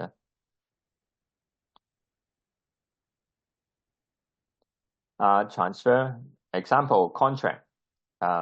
When the contract negotiations, there is to one party to the greater extent to transfer, to push all the risk to the opposite party. That is the use of the contract template in for example in consumer sales. And other terms, for example, retention of title is to control the risk of the transfer of title. Transfer of risk and also force majeure contract frustration in the event of the disaster. It can help control the limitation of risk. Liquidated damages, example, limitation of liability, exclusion of liability, right of third party. no warranty, confidentiality, and non-disclosure agreement, CN, confidentiality or non-disclosure clause, propriety right, and intellectual property protection. Risk sharing means form of risk treatment involve the agreed distribution of risk with other parties. The sharing of risk. Okay. Specific risk transfer cases include, for example, bank loan arrangement under a club deal, subcontracting arrangement, subcontract, underwriting an IPO to transfer the risk of under subscription of new allotted shares, forming a joint venture to share the risk and pool investment capital, forming a partnership to share the risk and obtaining synergic effect. Terminate. Okay, terminate means risk avoidance. To take, entities are bound to take various extent of risk, but they can, but at the same time, they can take the opportunity to get the upside of the risk. Usually, for those financial institutions or the insurance company. Okay, for financial insurance, they can take the risk as the market competition to get more turnover, sales, market shares. Whereas for the insurance companies, they can make use of the risk as their for their business. Typical example is Millennium Bug. The insurance companies can make use of the Millennium Bug to increase their insurance. A lot of companies take the insurance policy to cover the Millennium Bug of situations. Another typical example is Leonid meteoroids insurance. That is, in case of the asteroids from the Leo, and then the insurance companies make use of these to take them to promote their insurance services. And then crisis management service is to cover the disaster damages, to cover the disaster damages loss, crisis management, and the business continuity plan service. Okay, these are the companies or the service that make use of the risk opportunity, the benefit of the opportunity of the risk. Strategic risk response, growing stage, mature operation, decline, and startup is the product life cycle. Different situations, we have different level of risk. For example, for growing stage, high level of risk. Startup operation, high level of risk. Whereas mature stage, low level of risk. And also decline level, low level of risk. Okay. And risk control technology, risk control techniques. Risk control techniques. There is a past paper question about these. We call the PCDD. What are they? Preventive. Prevent the occurrence of the risk event. And then corrective. In case of occurrence, there is the action, remedial action to correct it. Directive and training, supervision to enforce the procedures. Controls are designed to ensure that a particular outcome is achieved. Detective, to monitor and to control and review, to survey, etc. This directive means control. Detective means to identify when undesirable outcomes have occurred. Okay, the PCDD. Okay, risk control techniques. There is no clear match between PCDD and 5T. They come across together, and then mixing up becomes the techniques. 5T and PCDD. Okay. Risk control here, preventive, corrective, directive, and detective, and cost containment and loss prevention, bow tie and analysis. Controlling major event by business continuity, BCP, continuity plan. This is also a past examination paper regarding the BCP and the crisis management. Okay. One question, 25 marks. And you have to understand what is BCP. That in case of risk failure, there is the companies can have a business continuity plan to maintain the operations, to maintain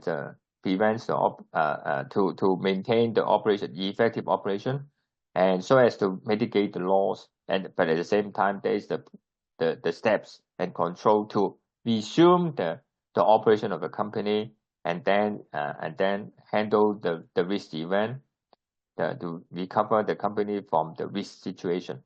Okay, that is the business continuity. Okay, you can go through it. It is a study material. Three basic components of business continuity: the activation of the crisis management plan. Therefore, the business continuity actually include the crisis management, or crisis management is a part of is a subset of the business continuity plan.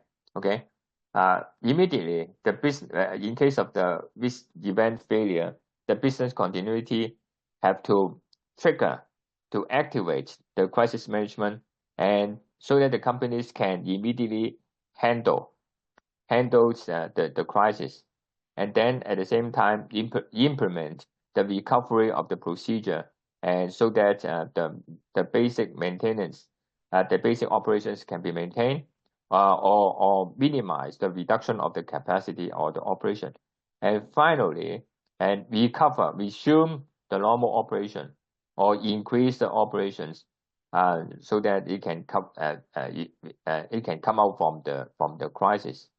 Okay.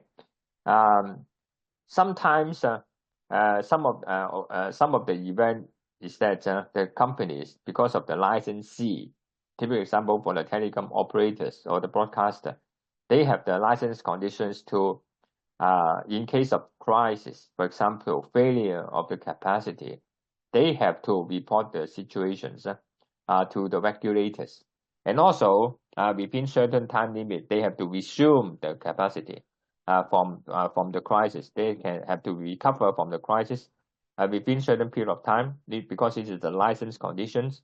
Because for example, the community has to maintain its communications with the external world, with the outside world. Therefore, it is the license conditions. That means a company, in case of the business disruption, they have to activate the crisis management, and at the same time, they have to recover, implement the recovery procedures to resume the operation, and then recover from the disruption.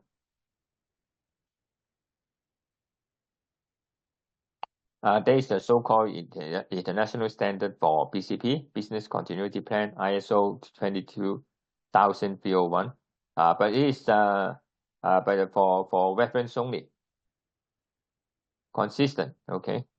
The basic model for BCP consists of understanding your business. You need to understand what is the key components, what are the key parts of the business disruption, and then what have to be recovered. That means you need to understand your business and get your crisis management ready, and also the business continuity plan ready. For example, setting up the data center in a remote site, and then the computer system duplication, and then hard disk duplication, data center duplication, and then BCP strategy. Determine the selection of appropriate strategies to mitigate loss. Developing the response, how to respond to the disruption, the crisis, and then establishing continuity culture, exercising the plan maintenance. The key to successful BCP are the plan should be fully supported by directors, comprehensive and holistic, cost-effective and risk-based approach, technical effective, reliable, well-maintained, reliable, well-maintained. The BCP plan should be well-maintained and reliable. In case it has to be activated, it should be reliable as we expect, as expected by the company. Okay, if we usually is that, for example, a data center in a remote site, under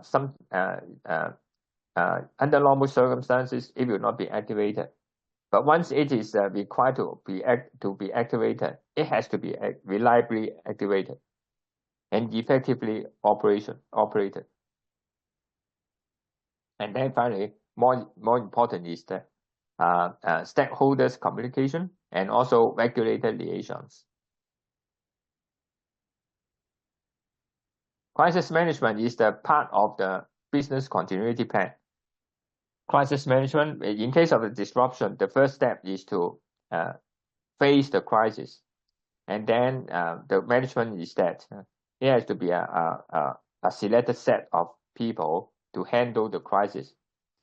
That includes the communications and also problem identification and determination. Because sometimes it's just a rumors, but it may be true situation. It may be disruption, and therefore it has to be professionally handled by the selected sets of people to handle the crisis. Okay. Especially for those listed companies. So, okay. The crisis elements shall include the crisis prevention. Before the occurrence of crisis management, the crisis management is mainly to prevent it from occurring, the prevention.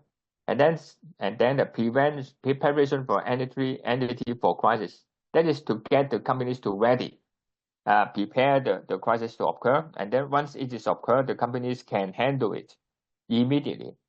And then when the crisis occur, the companies can operate. The crisis management can handle by selected people to assess the crisis and to study the crisis, to assess the crisis immediately within very short period of time, and then come up with the decision or in what way the companies can handle the crisis. That is the crisis handling. And then when the crisis terminates, and then the companies can resume its operations, and then the crisis change and update. Finally, when the crisis is terminated, or the crisis management can review the situations to learn from a lesson, and also to update any parameters. For example, the risk register, whether it becomes whether there is any change in the risk situation, the external factor and the internal factor, as well as whether an emergent risk becomes a principal risk. Okay.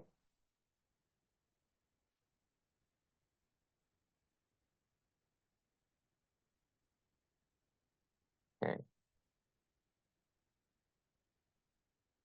Okay. I think this is finally is the framework for the crisis management based on the BS standard. The framework for crisis management include to anticipate the crisis, and then to assess the crisis, to determine, and then prepare the companies to handle the crisis, and review and learn the situations, and then in case since the company is well prepared for it, and then anticipates the crisis, and then the companies can respond to the crisis in case it occurs. and then we cover the company from crisis, and then it will continue to review and learn from the crisis, and so that it can help prepare the company for the next crisis to occur, and then anticipate the next crisis, prepare the company. Okay, this is the framework for the crisis management.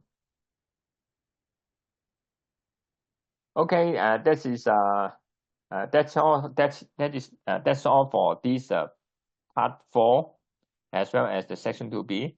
And then the controlling third parties risk will be covered. That is the section 2A, and then controlling third parties risk will be covered by the next section. That is the section 2B. That is for study material from chapter 13, 14, and to chapter 15. Okay, in 2 weeks' time. Okay, this is the end for part 4. This is the end for this section 2A. Okay, thank you.